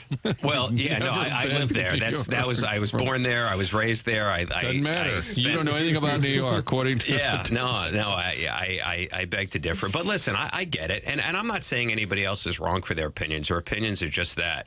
But that's proof positive. I've been there. I've lived it. I've seen it. It works. I think this is a good observation from with a different mindset on it. This is coming from the texter known as Big Worm, who's a longtime TMA texter. Social media has caused an insane amount of envy and jealousy based on posts. Every post seems to be, quote, "Oh, look at how great my life is," end quote. And I think people get really tired and frustrated by that. That's from Big Worm. I think that's true. I think that's a different angle on it. Well, I think that there are two kinds of people on the internet that you got, so the trolls that are nasty to everybody, and you like to think that they're not like that, in real life. But you got to realize too, on social media, people are curating. They're being very deliberate about what they're choosing to let you see about their world, and they, if people are there putting up bad stuff, it's probably to get attention, and if they're putting up good stuff, it's painting a picture. I don't post that stuff on there because I don't want. My mother raised me to be always mindful of the evil eye. And she would always say, never let people know if you have anything good because people will give you the evil eye. They'll wish you poorly. And that's just that envy you're talking about there, Tim, or the writer was talking about. Yes, Big Worm, so the texter. I more to, whatever's going on in your life. I don't know. I favor when people are a little bit more quiet about that stuff. If you're doing well, don't say anything. Is that more of a Facebook phenomenon, like the showy kind of like, oh, look. I think you get it on Little Billy. You get it on Facebook. Jackson, is that? No, you don't have a mic, do you? Look, it all started with those bumper stickers bragging on their kids being honor students. My kid beat up your honor student. And it all went from there. It may even go earlier to that baby on board. Remember baby on board? Everyone's down there like, well, you got a baby on board. Now I'm going to drive safely. I was going to drive like crap before. I was going to rear end you, but now that I see you got a baby on board, like it's, Somebody made a mint selling those little yellow. Yeah, they did. And then remember, you could get them cup. Eventually with anything. My mother, the first one I remember her having was she had ex-husband and trunk.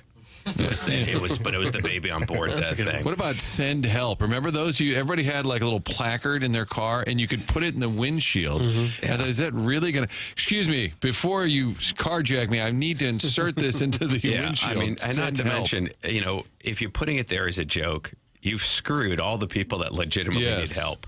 I think that started when somebody was impersonating a police officer and came up to help somebody, and instead of allowing the police to help you, they said, no, just send for help. Oh, God. I think that's how it started. You know what? Let me. When was the last time we had a fad like that everybody bought and had it for a short period of time, and then they're gone? Like a baby on the board thing on the Pet rock going way back. That's way back. But when's have we had a recent what was phenomenon? the fidget spinners? Like the fidget there's spinners. always something. Oh my God! Remember how big those got for like Beanie a year? Babies were big in the 1998. Jeez, Doug, have you been awake the last 30 years? I'm just trying to think of things. I'm just trying to think of. Is anybody, any readers out there, callers, listeners? What was the last big fad we had that everybody got into? Everybody was into, and then everybody was out of it. We all jumped in. We all got out. Yeah. Fidget spinners might be the one, because I had, oh my God, I was buying and our those. kids had to have like 8 different versions. I said it's the same stupid thing. That's it. Just boom, boom. Mindless. Yeah. We want to be mindful, Ed, not mindless. There it is. Oh, and I got to give a plug to a restaurant I went to in St. Louis. What do we got? If you have not gone to Bulliard's in Maplewood, it's a butchery and a sandwich shop. I've heard wonderful things. Let me I tell have you not dined something. there. I went in there and got a sandwich called the Feisty Bull. This may be the best sandwich in all of St. Louis. What's on the Feisty Bull? You know, it's beef and seasonings, and I think there's some onions and some pepper. But the quality of the meat, the quality of the bread, the way they put the sandwich together, the bite, it's truly. And I mean, I'm not getting paid anything for it. They don't even know that I was there. I just happened to eat there. But I got to tell you, it was a special experience. I really like the place, and I'm imagining the meat that they sell is probably top notch. Bullards. Bulliards. Manchester? Bollyards. No, you know what it is? Maplewood. In Maplewood. Off the side road, on Sutton. Yeah, Yeah. Sutton is the greatest street maybe in all of St. Louis, because you got Strange Donuts, and you got Bulliards, and you got that little Tiffany Diner thing right on the corner. there. It used to be the B&L Diner. Yeah, so, it's just this little strip. But man, it's that's a treat. So yeah, that's that. I know people like sandwich picks. That's my pick of the week. There it is. Go to Bulliards. Feisty Bull. Could be the name of this radio show. Feisty Bull. I thought it was high school absolute hijinks. delight. Ed Herman, Brown, and Crouppen on Tuesdays here talking it over with us with perspective. Doug, now you have a better perspective. Okay. Guess not. He still looks miserable. I was reading things on the latest fads. He's stuck now. People are offering threw ice. him down a rabbit hole. Salt life. Ice bucket challenge. Yeah, well, we got Salt into life. that for a year. Yeah. Well, for a couple months. That was something. Did you do it? Did you do it back in the day? I did for some charity. It was for ALS. All the ice bucket. Maybe that's what it was. Yeah. Doug sounds despaired. Hey, I did it for some charity. It was cold.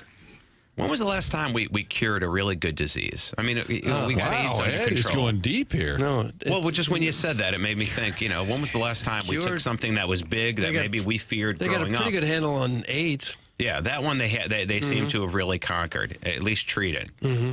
But are there lot of anything else cancers, that we a lot of- worried about as kids that we don't even think about anymore? We don't think about it anymore. Polio. Well, not for me. That By the predated time us. I was born, they already had that. People aren't licked. worried much about COVID anymore, I don't think. Nah. A lot of Got the people were plague never under worried control. about it. Yeah, there you go. I don't know. We may have some coming back. We'll see. Measles outbreaks are going on. Thank God we didn't have to worry about that one, or at least I didn't. I don't know how it was. People in are your worried day. about taking vaccines now. That's what we took. We took the measles vaccine, and now people are scared to take a vaccine. Yeah. Some. Well, listen. Parents need to do what they think is best for their kids. I'm not going to get into it. That's a parental decision. Mm-hmm. But that's what's causing the measles outbreak, I think. Is the lack of vaccine. Yes. Yes, that is true. And of course, but again, I'm not a scientist. I'm not going to pretend to be one. I did the vaccines because I had to trust the expertise of my doctor over myself, because I'm not a doctor and they were. Well, we are all virologists on this show. What are you, a urologist? Virologist. Oh, I thought you said a urologist. No. And I'm like, what's going on We're here? A lot of virologists. stones? I don't But no, I mean, that's the thing is we like to say in our society, everybody's entitled to their opinion. But there's a second part of that too, and that is that all opinions cannot be treated equally. That's the other part. You can have an opinion, but it has to be weighted in accordance with your background and expertise. You can't just say everybody gets one and they're all equal. They're not all equal. Everyone gets one, but they're not equal. So I have to have the humility to know that even though I may have an opinion on something, I have to yield to the person with greater expertise to listen to their opinion. You know, that's the discipline that nobody wants to do the second part and actually yield to the more educated opinion. So if we can solve that problem, I think a lot of things would improve. Timmy's talking about when we argue about baseball and I win because they have all this you've got the better competitive imbalance. No, well, kidding, I'm kidding. I know. I'm not going to go there. But anyway, yeah, that's my thought on that. There it is. Ed Herman, Brown, and Crouppen on Tuesdays that's a lot here. to think about in 20 minutes, folks. Yeah, Giving you gold. Think about it. Ladies and gentlemen, the program's called TMA. John Kelly joining us in next segment. This is 101 ESPN.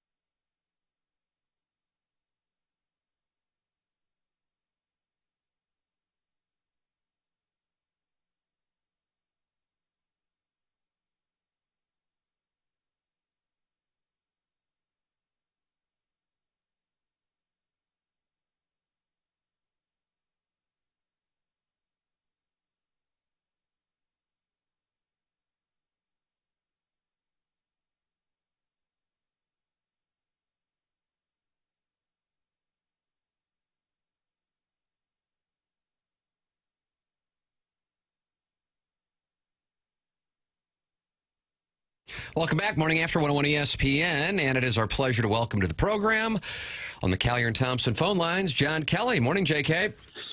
Hi, Tim. How you doing? Good. How are you doing, man? Yeah, I'm doing great. Good. Excited for the game tonight. Great weather. Yeah. Great hockey weather. Glorious weather outside in the St. Louis area. 3 or 4 points against the Jets and the Avalanche, and this could be a great way to start this final stretch if they are able to take on the Kraken. What did you see on Saturday and Sunday that led to the success against two of the better teams in the league? You know, I think the Blues, number one, were led by their top line of Neighbors, Thomas, Buchnevich.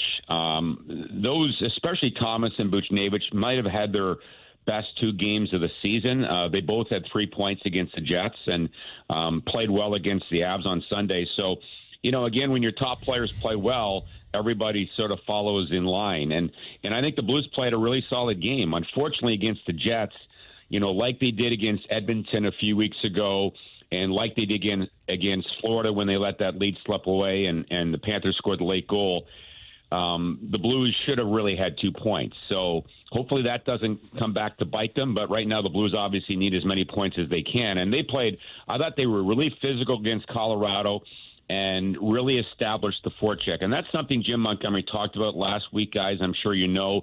He wanted to be a better forechecking team out of the break. And I think the Blues accomplished that for the most part. They created a lot of turnovers off the forecheck in those 2 games. John, isn't the frustration this group, this team can play really well at times, can beat a top contender, and then they'll just lay an egg against lesser opponents? I mean, I think that's what makes the Seattle matchup so intriguing. Are you going to take any of this momentum and carry it forward? Yeah, I mean, I don't think that's totally true. You know, they've beaten some of the weaker teams in the league. But you look at this game tonight, and Seattle's a team that's 5 games under 500. And on paper, you say, well, the Blues should win the game. Well, they're only 4 points behind the Blues, number one. But number two, I think more importantly, the Blues after tonight, they go on the road for 7 of 8 games. So this is almost a must-win. The Blues right now, you know, 58 points. They're only 5 points behind Vancouver. The Canucks do not play tonight. They're also 1 point behind Utah and 4 behind Calgary. Both Utah and Calgary do play tonight, but Calgary's in Washington. So if the Capitals beat Calgary and the Blues win, the Blues would be within 3 points of a playoff spot. So that's why I think this is so important of a hockey game, not just because it's Seattle, but the Blues can gain some ground on the idle Canucks, and then, of course, they have the rugged stretch in the road. And the Blues' situation, the big picture, changes almost with every game they play. So at the risk of asking the same question all the time, at this point, are they contenders for a playoff spot, or is it time to think about selling, or do you stand pat and try to make the playoffs with what you got? Well, I think right now, you know, Doug, that the Blues have these games before the deadline, which is next Friday before they play the Ducks. So a lot can happen in those games. You know, the Blues play tonight. They play Thursday in Washington. They have 2 games on the weekend, and then they play next Wednesday in Los Angeles. I believe it. Yeah, it's Wednesday. So, you know, a lot of hockey left. So, you know, what if they win all those games? I mean, or, you know, in theory, what if they lose them all? I really do think it's going to come down to where do the Blues sit next Friday as far as the playoff picture is concerned. I think if they're within shouting distance, I don't think Doug Armstrong does anything. If they're, you know, out of the race by, you know, whatever, 7, 8, 9 points or more, then who knows what can happen. It wouldn't shock me if they make some trades. But I do think there's too much runway here in the next 10 days before we can make that determination. John, what do you think the carryover is from the 4 nations? I think moving forward, they're going to have different versions, right? We won't see 4 again, but do you think the game of hockey is going to look at that and say, all right, how do we kind of do something similar moving forward? Well, they've already said that. So they're going to the Olympics next year in Italy, and it's going to be best on best, and everybody will be there. I mean, assuming the Russians will be there. Hopefully that conflict is over. But they've already said that in 3 years, they are going to have in 2028, they're going to have the World Cup of Hockey. And I would think that would be a bigger tournament than the one we just saw with the four nations. So, yeah, they're going to go best on best, at least what I can see, every 2 years, either a World Cup of Hockey or the Winter Olympics. And that's great. And it's really a shame, quite honestly, that in the last 10 years, they haven't had a best on best tournament. I mean, I know COVID was in there as well, but they really missed the boat on a lot of great hockey, and we saw the ratings and the interest in the tournament this year. It was just it blew away, I think, any preconceived notions people had about that tournament. It's probably the urge to want to do it every year, but then it kind of loses some of its special appeal, doesn't it, if you do it too often? Yeah, I guess you could say that, but to me, any best-on-best tournament, whether it would be Four Nations or World Cup, or maybe just 1 year have U.S.-Canada play in a 2 out of 3 tournament, any of those scenarios will be better than an all-star game as far as I'm concerned. Yeah. That's a total waste of time. God bless America. I couldn't agree with you more on that. Either way, people were certainly enthused over the last couple of weeks on something that I think most people didn't know much about, at least in the sporting world, going into the United States and Canada on that Saturday night, and then that culminating in huge numbers this past Thursday. Opportunity for the Blues to keep momentum going. Blues and Kraken pregame 6 p.m. puck drop 7 p.m. You can catch it here on 101 ESPN. John Kelly with us every Tuesday on TMA. John, appreciate the time. Thanks so much. All right, guys. We'll talk to you next week. Thanks. That's John Kelly with us in the Callier and Thompson phone lines. Martin, you got an event coming up. Why don't you tell the people about it? March 15th, it's going to be at the Frontenac Hilton. Great night of football stories with Marcia Falk, who's now a coach at the collegiate level with Prime. I'm sure we'll get into that a little bit, the decision to get into the college coaching ranks, but also Jackie Smith, another Pro Football Hall of Famer. Together on the dais, I'll be the MC. We're raising money for veterans causes. The folks down in Perryville that run the Missouri's National Veterans Memorial once a year hold a fundraising event in St. Louis, or if you're a company, business owner, and you'd like to put a table together, bring some of your clients. It's going to be a fun night. Saturday, March 15th, Frontenac Hilton, Jackie Smith, Marcia Falk, football stories, but also raising money for our veterans. Only way to get tickets is to call, and that number is 573. That's the area code, 573-517-5132. We've been saying Willie McGee, Steve Carlton, 5132. 573-517-5132. Marshall, Jackie together on the dais, talking football, raising money for our veterans on March 15th. There it is. Ladies and gentlemen, the show is called The Morning After. It's presented to you by Brown and Crouppen on 101 ESPN and the TMA STL YouTube channel.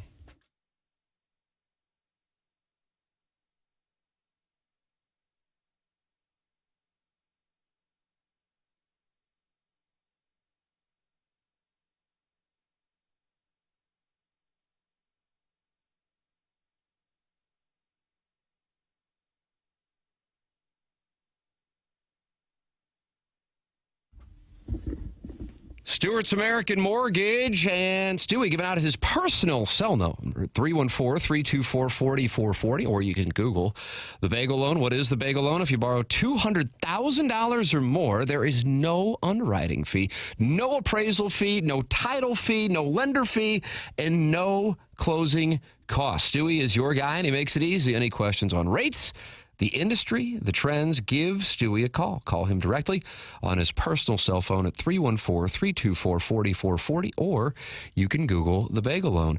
If you are someone who is looking to purchase a home or refinance, or if you are looking to consolidate some of your ugly credit card debt, maybe you don't know exactly what direction to go to do any of these things, let me make it easy for you. Call Stewie from Stewart's American Mortgage Corporation. Call him directly on his personal cell phone, 314-324-4440, or you can Google the Bagel Loan.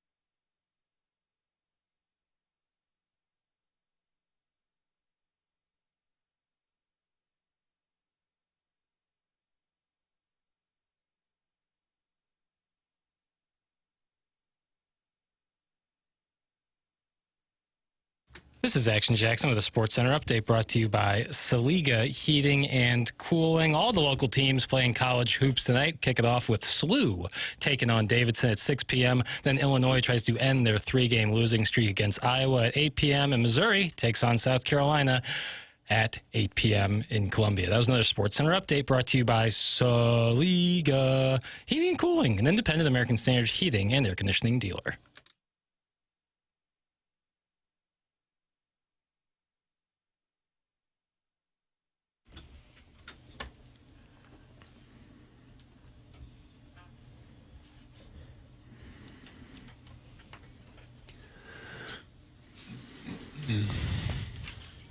Ed Herman came in from Brown and Crouppen to inspire us, and here in the Fisher Window and Door Store, Jackson has chosen this anthem to carry over that momentum.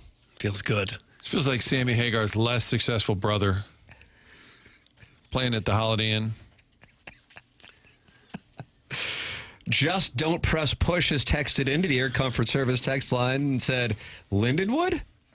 I figured someone would say that. Oh, this is some smart ass was going to say something. Wow, you're going after Just Don't Press Push? They're playing Western Illinois, the Leathernecks, at 7:30. Good. Nice. Division I. Sure. It's a big night of ball. Big night of ball. I like that the Tigers especially are playing on Tuesdays again as opposed to Wednesdays. I like a Tuesday game. Why is that? Yeah, why is it? Earlier in the week, more consistent. I don't know.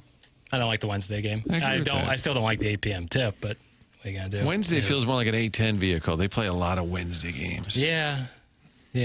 I'm just happy that the Tigers are on. Yeah, I don't like that 8 o'clock tip-off either. Yeah.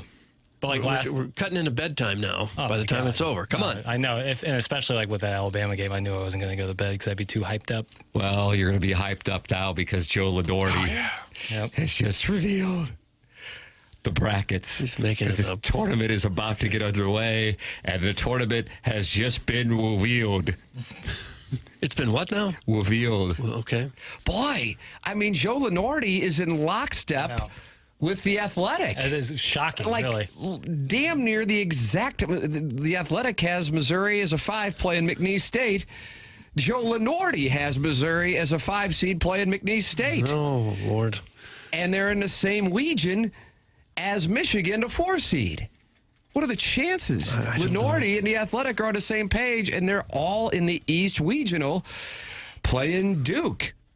But if Southeast Missouri State can get past Duke and then get past the delightful Danny Hurley in the second round, it could set up a matchup between Missouri and Southeast Missouri State in Duke. In where?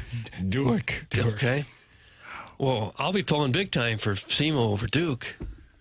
That'd be a monumental upset. One of the biggest in college basketball ever, maybe. Anytime a 16 seed beats a 1 seed, it's only happened once, right? No, sir. It has happened. We saw. Don't talk down to me now. Yeah, you were talked down to me a little bit. Well, you forget. What happened to all the Ed's love that he was spreading? Now you're just going to dunk on Doug? Well, if you're factually incorrect, I'm going to correct you. Okay. How many times has it happened? Fairleigh Dickinson beat Purdue and Matt Painter. Yeah.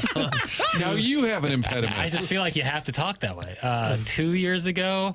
And then, of course, the Virginia Retrievers of University of Maryland, Baltimore County beat Tony Bennett, Virginia, which then they came back the next year and won it all. And I don't know if our friends from St. Peter's was a 16 seed. I think they were 15. They were a 15 seed. Shaneen Holloway. Now it's Seton Hall. Yeah. And they often play the Golden Eagles of Marquette. Well, they're in the same conference. Yeah. The reason Jackson likes the games on Tuesday nights for Missouri is some inaccurate bullcrap. That D-bagger reason not to watch Blues hockey. That's from Diddles the Piddles. Is that the Blues don't always play on Tuesdays, though, do they? Is that the reason? No. Mizzou could play or not play. It doesn't have any bearing on whether I watch the Blues or not. But you will watch the first part of the Blues game, no doubt. No. Oh, Doug. Like, do you want me to lie? Like, would you prefer I lied? Would you prefer I lied? Yeah. Okay, then I'll be watching it. Pelicans, right? You're gonna watch Yeah, there's so much college basketball. Davidson, Steph Curry. Saturday, they were like, it was just matchup after matchup after match. It's like great college basketball, man. It's so good. And the energy is so high. Like, it's tough not to watch. Okay. Doug, people are very scared by McNeese in this Air Comfort Service text Their inbox. student manager is going viral right now. A hot video of McNeese State. Of their student manager. Like, is it McNeese or McNeese State? I've seen I think both. it's just McNeese. It used to be McNeese State. Dropped the state. Is that right, Martin? They dropped it? I think they dropped the state, but their student manager is like conjecturing. walking through the tunnel, like rapping with the team and hyping them up. And he's kind of a nerdy looking guy, but the guys are getting all fired up. It's a great video. I encourage folks to look it up. What about SIUE? They play SEMO Thursday and could be that 16 seed, but they have to make their free throws. Thanks. That's from Bombscon Scoobion. Well, Thursday I'll talk about them. You know. Brian Baroni doing a great job over there in the Metro East. Shout out to the Cougars. SIUE. McNeese State. Did Joe Dumars go to McNeese State, Doug? Do you remember Joe Dumars? I don't remember where Their Joe official Dumars website says McNeese State University. Oh, well, there you go. Joe Dumars did go to McNeese State. How about Leonard Smith, the great DB for the Air football Cardinals before they went to Arizona, and then played for the Buffalo Bills when they were really good. That's all I got on McNeese State. Also went to McNeese State. Okay. That's all I got. I'll be in Newport Beach visiting my son at tournament start, so I will be cracking beers at 8 a.m. Suck it, bitches. Don't let me down, Denny Gates. That's from Chairman Steve in Wildwood. Doug, he won the Milagro Tequila Listener of the Year. Did he say he's going to Newport Beach? Yeah. Gosh, that's ritzy. That's where you go to watch the tournament. Calaberry, Izzo, and if Patino was in here, we're talking Italian special. We're talking rigatoni, marinara. It's probably the first time in a decade that we're going to get all three of the. Well, no, Patino probably brought Iona to the tournament in the last couple of years. But it's been a while since all those three of those guys. So we're talking rigatoni. So we can finally Will talk. Dick Vitale be on the broadcast a lot of the big games? Hope so. He was on the broadcast of Alabama and Kentucky. Mm-hmm. He's not on the tournament, though, because that's Turner. Yeah, you're right. You're right. Oh, yeah, they got to bring him in for that. They got to make an exception. They might. I don't know. That Rick Pitino, man. The St. John's is really good. Beware St. John's. Johnny's are really good. I have a big picture question for Jackson. Yes. 1 second left in the game. You have a shooter at the free throw line, down one, shooting two. If you could choose one player, who would you prefer to bottom for while watching? That's from Justin Safford or Ryan Rosberg. That's from Shrimply Pibbles. So my choice is between those two? That's correct. Justin Safford was on the 2009 Elite Eight team. Yeah. Justin, am I asked who's at the free throw line, and then the other one and I are in some sort of coital position? Doug, I thought this was a question about free throws. Yeah, I wouldn't give a lot of thought to the question. I think really. Rosberg is a better shooter. He had an unfortunate hairline early in his college career, but good dude. St. Louis's own. Yeah, Chesterfield product. Marquette, maybe? Yeah, that sounds right. Yeah, I'll go Rosberg. Okay. For which question? I don't know. If you're asking me who's going to shoot the free throws on this team, Tamar Bates. Okay. I don't know anything about that question. Over Grill? Yeah. Tamar Bates is like one of the best free throw shooters in the country. Jackson loves Tuesday games to get it out of the way early in the week so he can focus on his Whittle Danielle Steele paperbacks later in the week. That's from Big Tough. That's you reading Danielle Steele? I don't understand the reference. I do like to read, and I do prefer a paperback, but I don't know Danielle Steele. She wrote like romance novels. Oh, I don't read more for like more of a romance female audience. Well, whatever blows your hair back, but no, a lot of mysteries and thrillers, but no. Nancy Drew, Hardy Boys. Not like Paddington. Paddington Takes Peru is in theaters now. Paddington Bear? Yeah, this is the third movie. You ever see that Paddington movie? It's very cute. No. It's good stuff. Good or bad? Good. Both 1 and 2. I haven't seen the new one yet. Larry Nichols on the line, Doug, and he wants to update you on what happened in professional wrestling. That'd be great. Last night on the Collier and Thompson phone lines. Andy Banker with us at the top of the hour on this Missouri sports gambling story. Good morning, Larry. Good morning, guys. What's up? Doug didn't get a chance to watch the show last night. I didn't. I missed it completely. What happened? If you would have spent money on Netflix, Doug, you would go watch it. Yeah, well, I have Netflix, but somehow I still missed it. Doggone it. So what happened? The main event last night was for the WWE Women's Tag Team titles. The defending champions, Naomi and Bianca Belair, were up against Liv Morgan and Raquel Rodriguez of Judgment Day. Is there an alarm? Is there an alarm going off in the background, Larry? No, well, I'm watching TV too. Oh. What program? You're usually watching a game show. Is that that Book Burns? ER sometimes. No, Bill Burns not until the afternoon. Day's already mapped But anyway, out. Did you want to turn the TV down while you're doing this?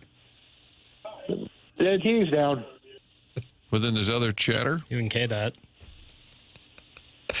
Can I get the wrestling, please? Okay, go ahead.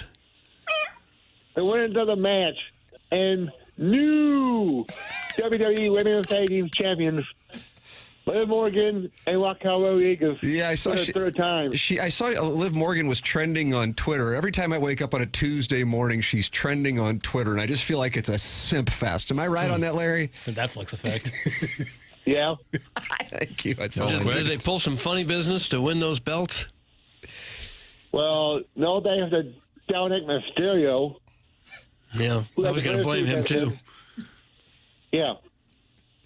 Well, what did he do? He came in and interfered behind the referee's back. The referee never sees it. Worst officiated sport in the world. They never see anything. And when it doesn't take much and they're just knocked out completely, just totally incapacitated. Just one bump and they're in the corner, just unable to, almost in a coma. Glass. Larry Doug does make a good point about the officiating. The referee is not out cold. He has back turned. Mm-hmm. Big. Why was his back turned if someone was interfering from the outside? How hard is that to see? Because either Liv Morgan or Raquel Rodriguez was distracting the referee to have Dominic Mysterio interfere. Okay. That cleared it up. So now we have new champions because of all this nonsense. Yes, we do. Okay. It's a big moment. Doug has wanted to see the WWE instill video replay and feels like it's ripe for it. How come they won't do it? From my understanding, Tim, all referees' decisions are final. Mm-hmm. Even when they don't see anything that happens. Ruin me. They see nothing. These guys are horrible. Right. Okay, well, anything else happen on the program we should know about? There was also a Women's Intercontinental Championship match, and yes, Doug, there is a Women's Intercontinental Championship on Raw. Okay. Lactobacteria successfully defended her title against Dakota Kai. All right, anybody interfere in that one? No, that match was on the level. Okay. Any relation to Sweet Kai? Was it Dakota Kai? Jackson's buddy. No.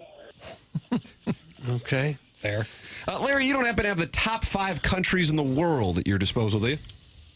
Yes, I do. But before I get to that, Tim, okay. I would like to thank Jackson for playing the intro, the rejoin music.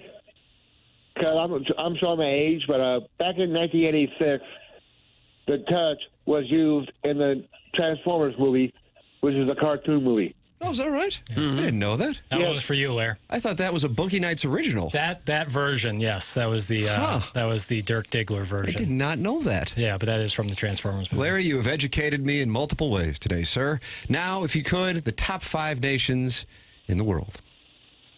Okay, number 5 will be Argentina. Argentina. Okay. Shot Messi. Yeah. Number 4 will be Morocco. Interesting. Morocco. Okay. Number 3 will be Brazil, where we get coffee from. Okay. Just kind of a fun fact, back of the baseball card thing. All right, number 2? Canada? Canada. Oh, I kind of knew it. Interesting. Hold on. Can we wager on the next one? Oh, let's see.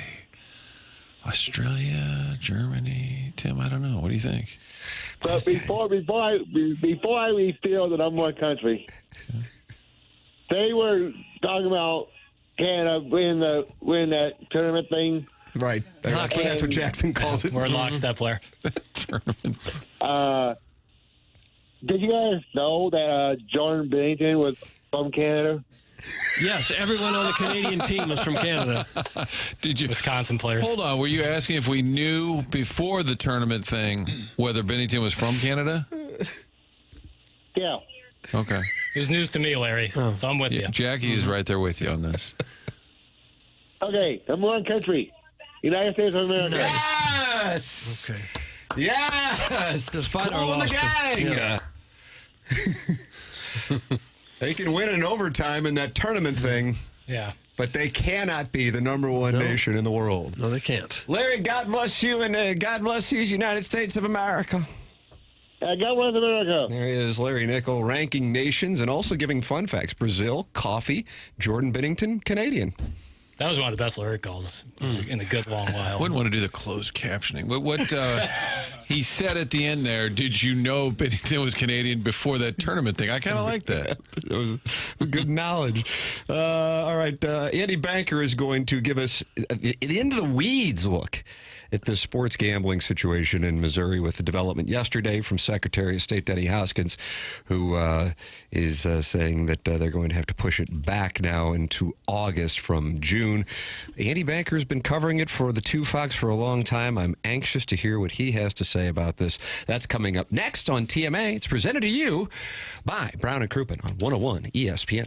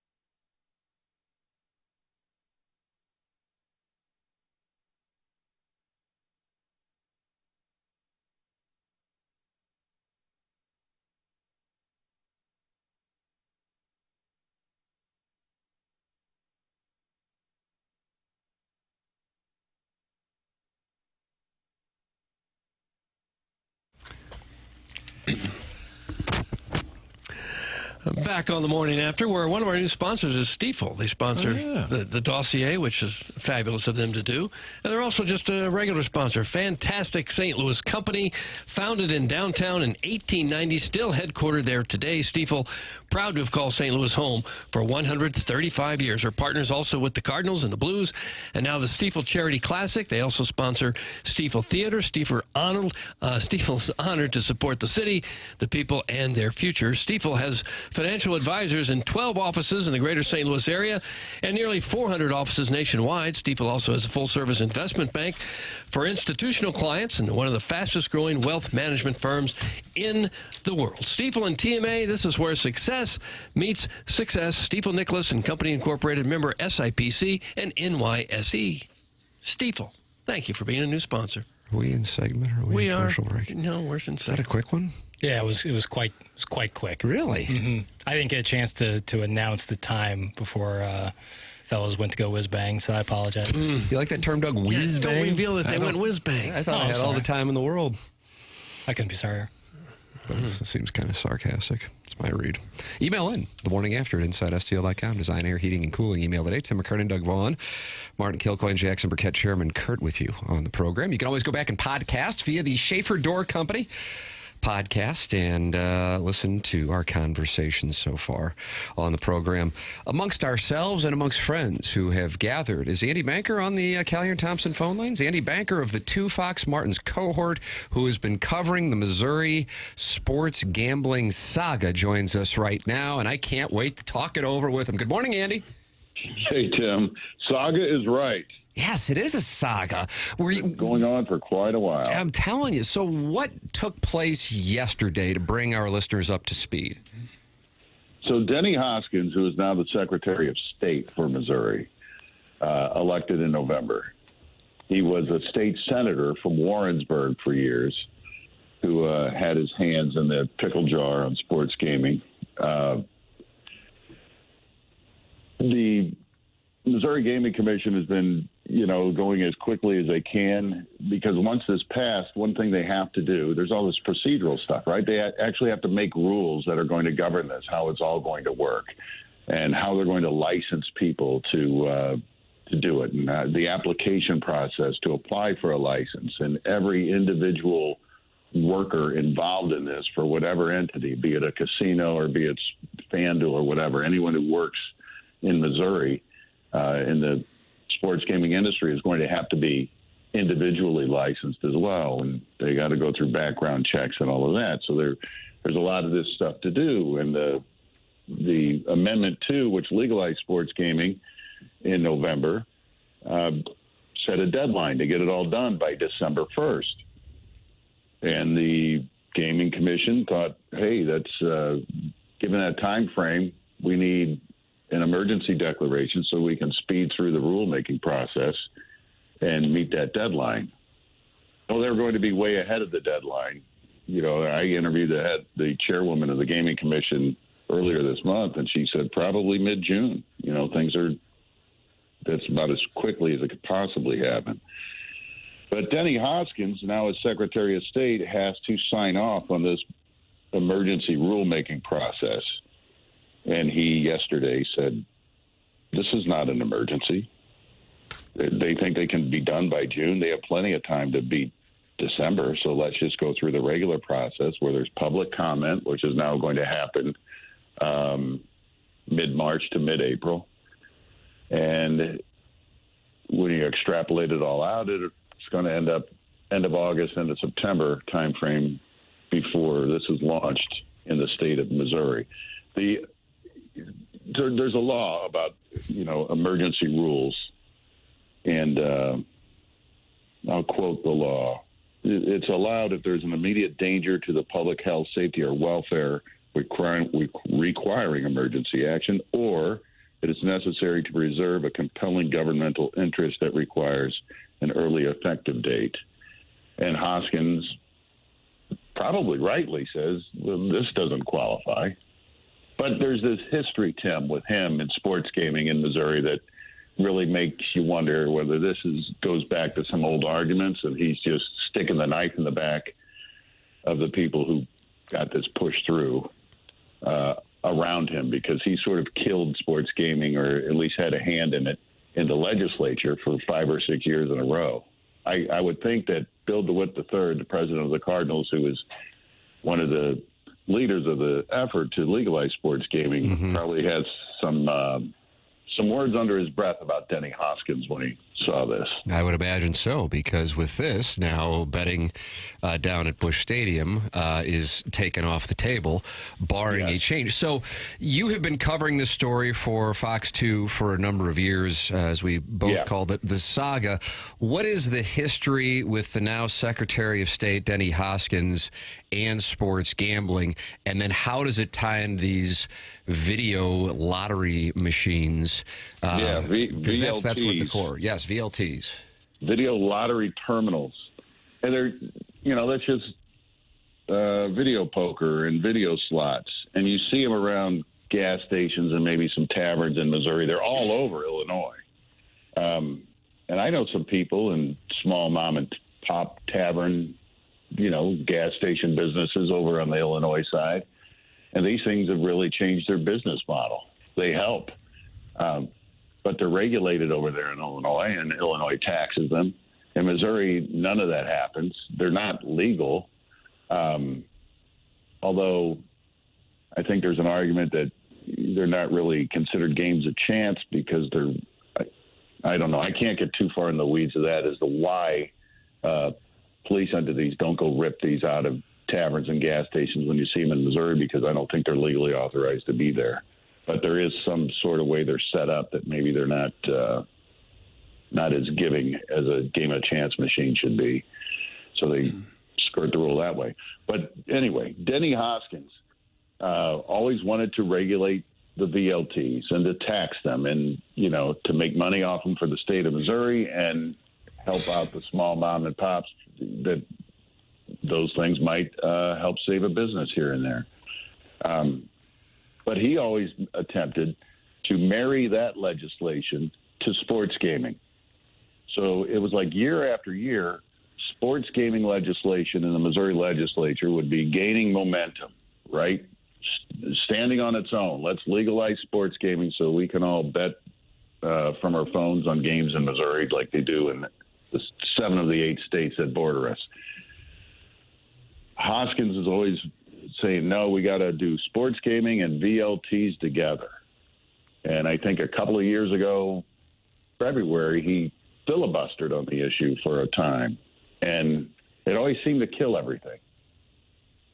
It just did. And Bill DeWitt III would come back from Jeff City banging his head, saying, oh, this is never going to happen. And eventually, this past year or two, he and his fellow supporters and comrades decided, the heck with the legislature. Let's gather signatures and put it on the ballot. Let the people decide. And they did. It barely passed, right? You remember in November, I think there were about 3 million votes. It passed by fewer than 3,000. Yeah. Less, about 0.1%.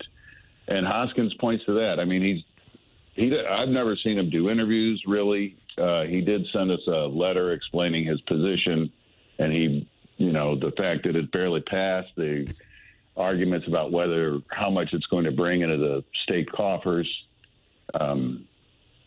He cites all of that. But I really think, do you honestly, if you know people, do you ignore the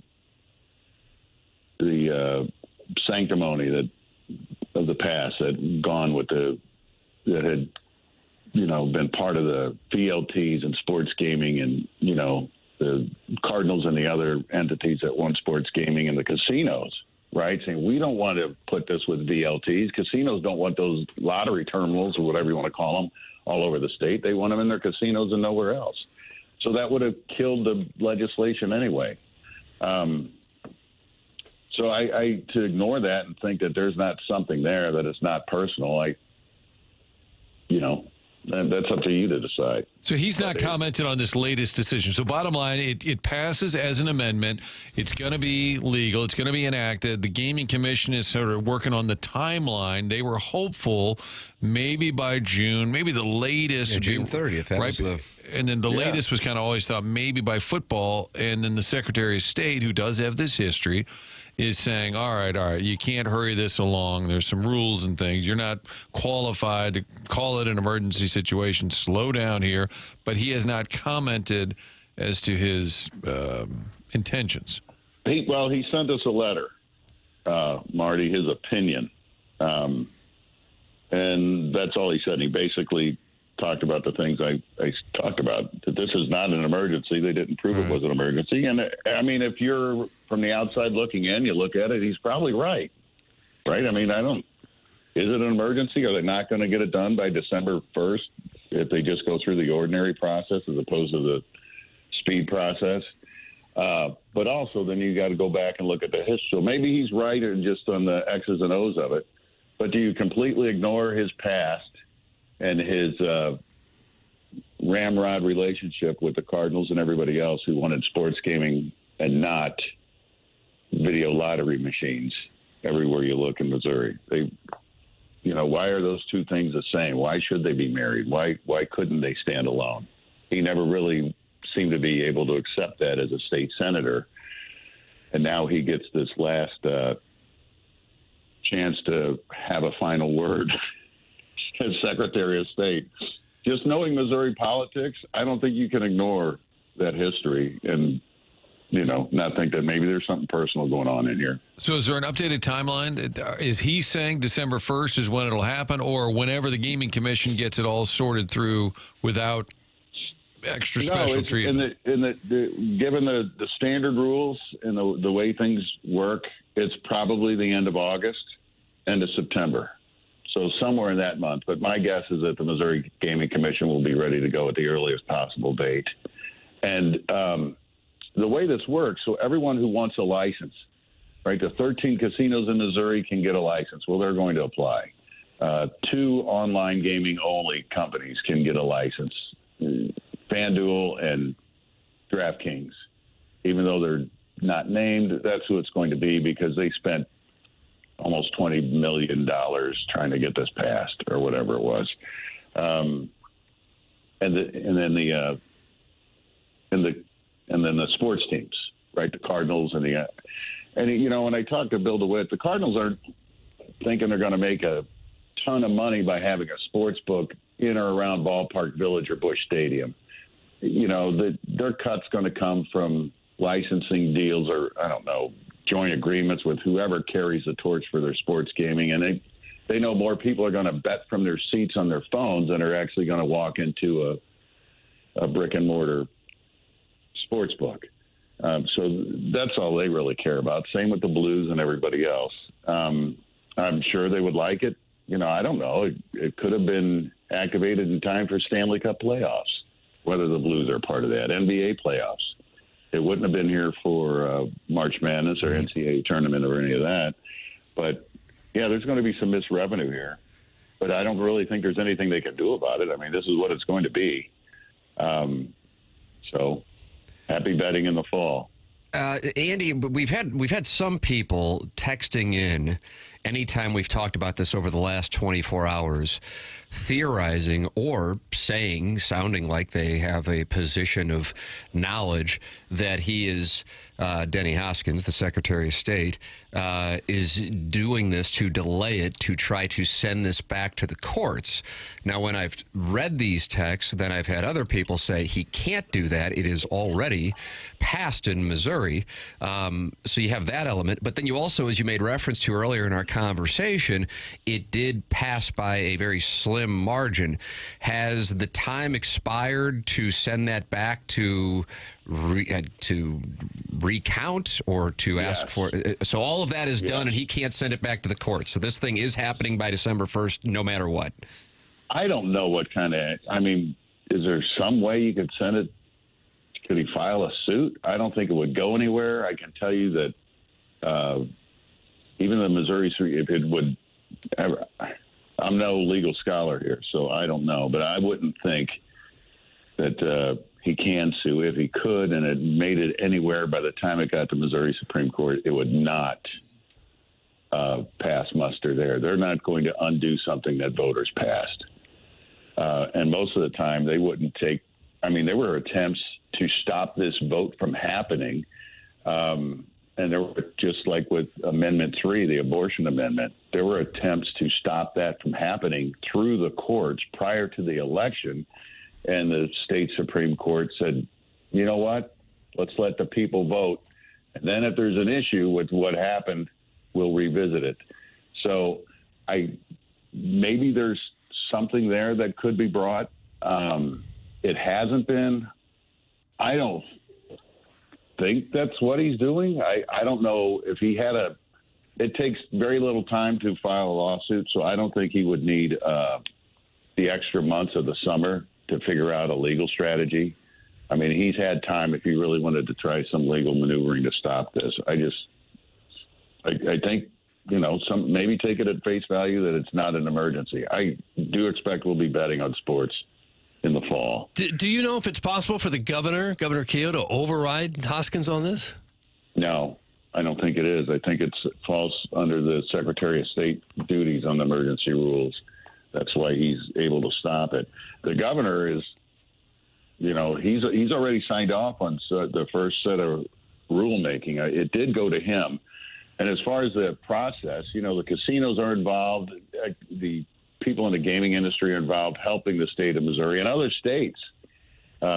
Maybe not Illinois, where we're going to be taking revenue from, I shouldn't say stealing, are helping Missouri figure out this process and navigate. And some of this has already gone to the governor. He's looked at it and said, yeah, let's go. But about the recount, Tim, I mean, that passed a long time ago, and nobody came forward to challenge it. Right. It was so close. There should have been a recount. If you would think if this is a real contentious issue, we're talking about 2,900 something votes out of 3 million cast almost, and nobody said boo. Not Denny Hoskins, not anybody. The incoming Secretary of State, I would think, may have had standing to do something in terms of a recount before the deadline passed to do so. I just, I don't know. Is it enough to just think he's got some old axe to grind and that's what he's doing? Because there's some bad blood with him or the Cardinals or whomever. I don't know. But it smells like it a little bit. And then I would say that if Jay Ashcroft was still the Secretary of State, this wouldn't be happening. I don't think. Even though I'm not sure he was a big pro gamer. I just, it's Denny Hoskins. And it has been throughout the whole saga. It's always gone back to him and then the VLTs. Yeah, he wanted these VLTs, and the people that were pro sports gaming were like, no, God, we don't saddle us with your stuff. Do that on your own.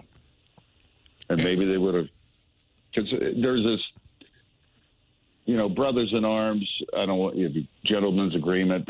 They were allied, the casinos and the sports teams, and wanting this to happen. Now, once the campaign happened and once the sports teams also allied with the DraftKings and FanDuels of the world, then the casinos got a little upset about that and tried to defeat the thing for a while. Caesars was funding the anti-Amendment 2 campaign until towards the end when they got out of it, realized this was probably going to be good for them too. It's such a morass. It's crazy.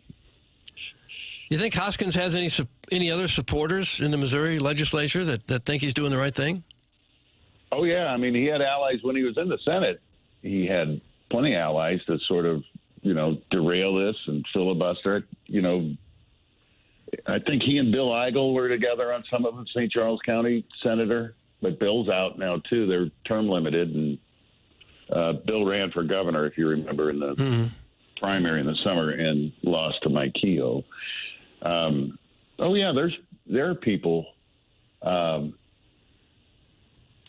in the state legislature that aren't probably big on sports gaming. I mean, you would think they could have maneuvered an end around and got this through 5 or 6 years that DeWitt and company had been working on it, but they were never able to get it across the finish line. So there are people there who probably don't want it, but it's not like, if you remember, Doug, you remember when the boats got legalized. Mm-hmm. Now that was massive. There was huge opposition, and now it's just frittered away. It's just not there. And there's also the issue of how much it's actually going to make for Missouri schools. When you submit some kind of legislation, you go to the auditor's office or somewhere in the state of Missouri and have them put a fiscal note on how much it's going to make. Well, the fiscal note that came with this said, well, it could be zero. Could bring us no money if nobody bets, but it could bring $30 million a year. You know, so it's and Bill DeWitt III, when I interviewed him for a special, I think we ran it in October, but I probably interviewed him in September. He brought up Connecticut that had reached in year one of their sports gaming revenue for the state. They made $40 million. And he said, Missouri's bigger than Connecticut, about 2.5 million people. We're pretty good sports fans here. And they pretty much had the same template because the casinos and online gaming companies, you know, they get to, you know, when you bet $5 and get 150 credits or whatever, all those promotional things, they get to deduct that against their taxes, right? They're promotionals. They don't have to be taxed on that. So that takes a big chunk out of what the state revenue is going to end up being. But still, I mean, I would tell you that the estimate was that it's going to make essentially $20 million a year for the first 5 years, bring $100 million for Missouri schools, just the tax revenue from this. And I would think Bill DeWitt would tell you it's probably going to be closer to $250 million over the first 5 years. New so segment. $250 million. New segment, In the Weeds with Andy Banker. You can see him nightly now. He's anchoring at 4 o'clock, 7 o'clock. The Fox 2 News vehicle is actually on Channel 11, but it's Fox 2 News at 4 and 7. Andy Banker, Jasmine Huda. You guys might have worked with Jasmine back in the old KMOV days. Sure. Did you really? Yeah, sure. Back in the old Channel 4 days. Doug will be on tonight at 5:26. I've 6 and 10. Are you He's doing sure? Sports Sunday on a Tuesday. Are you sure? Andy Banker nightly, 4 o'clock, 7 o'clock, over on Channel 11. We buried the lead. His son, Cole Banker, sports guy in Lubbock, sitting next to Pat Mahomes last night. I saw your Twitter tweet. Yeah, Cole Banker, Little Bank, is a sports guy down in Lubbock, Texas. Hey, Good for him. Tech, they got a team. They do. Yeah, they do, man. They almost took Houston, and we're missing 2 of their best players. They're really good. I wouldn't sleep on them in the tournament. Beware the Red Raiders. That's a legitimate thing there. So, if you're at Francis Park or Lubbock, you might run into a banker. There you go. That's the way it can be. Andy, thank you for joining us and going into the weeds on this topic. This is, anytime we talk about this, it activates people, both who are for it or against it. And at the very least, everybody's kind of fascinated by why it keeps getting delayed, didn't get done, and I'd love to know what the real story is on this whole thing. Yeah, I'd like to talk to Bill DeWitt III about it, and maybe he will. Hoskins doesn't really, as far as I know, do media. He's never responded to me and said yes. But again, and I hope I didn't go too much into the weeds, but if you just take him at his word, the statement he sent us, about a page and a half, he's not doing anything to stop it. You know, he's just saying it's not an emergency.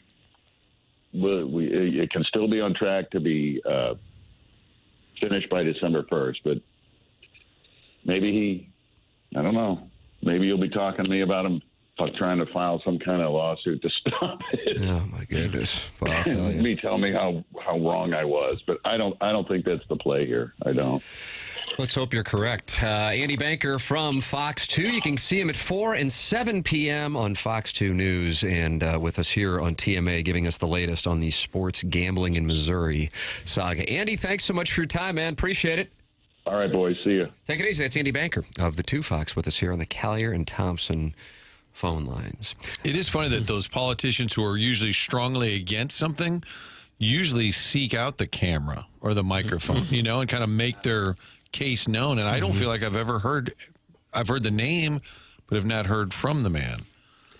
No, if he's from Warrensburg, that's the other side of the state, so we wouldn't see him locally. I mean, in Jeff City, like even in pieces that are being done or clips you're seeing from the state senate. So it's going to happen, barring some kind of weird maneuvering, right? It's just it's just added frustration, I guess, for those who have waited for it for a long time. You know what you don't have to wait a long time for? It's design error. Wow. Gosh, leave me. And just think, It's almost spring. Pretty soon. It's happening, Doug. Transitioning Sundresses. Okay, I've got sundresses and air compressing conditioning. the ball first, then the ground.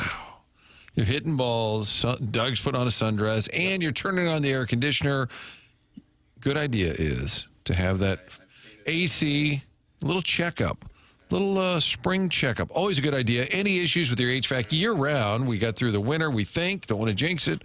Soon it's spring, then it's summer. You're running the air conditioning for months and months and months. If you have any issues, go to designairservice.com. That's the website. Fourth-generation family-run business since 1904. Talk about longevity in our town. That's what Seth Goldcamp and his family have done. Design Air, longest-running sponsor on TMA for all your HVAC needs. Get online at designairservice.com. There it is. Design Air Heating and Cooling, sponsor of our email today. You can send yours in the morning after at InsideSTL.com. So many different ways to get involved on the program. Chairman Kurt was just on the phone. Was it a friend of the feather or somebody who called the show High School Hijinks? No, that would be more of a friend of the feather type caller, just offering me some info on the, what are they, the VLTs? Yeah. Okay. Nothing super noteworthy, but I'm glad he So passed. you weren't impressed with the phone call? Yeah, who am I to judge the quality of the phone call? Amen. 314-974-010 and Chairman Carroll talk it over. And you know it's a judge-free zone. You can also go into the Michelob Ultra YouTube chat. Michelob Ultra said, you know what? We love the 258 people who are in there. We're going to sponsor Droid Effects, Stay at Home Dog Dad, John Scores, Joey Vitale's Orange Scully, Don Peepee, Deep Voice Dude, Bazooka Tooth 75, and I Hate Paper Straws, and Andrew Cunningham. That's what Michelob Ultra said, and they did it. Doug, they did it. They wanted it. They got it. Well, that's nice. Yeah, Michelob Really Ultra. nice deal. You want to talk about feeling like the weather's warming up, Michelob Ultra, and you're out on the golf course and you're shaving strokes. Again, ball first, then the ground. Okay. It's a superior light beer brewed for those who understand that it's only worth it if you enjoy it. Containing only 95 calories and 2.6 grams of carbohydrates. Michelob Ultra. It's only worth it if you enjoy it. Michelob Ultra, the official sponsor of the YouTube chat here on TMA. And then, of course, emailing in the Design Air Heating and Cooling email today, the morning after at InsideSTL.com. Your thoughts on what Andy Banker had to say regarding sports gambling and the latest delay in the state of Missouri. Text in, call in, YouTube chat, email in. It doesn't matter. So many ways for you to get involved here on TMA. Presented to you by Brown and Crouppen on 101 ESPN and the TMA STL YouTube channel.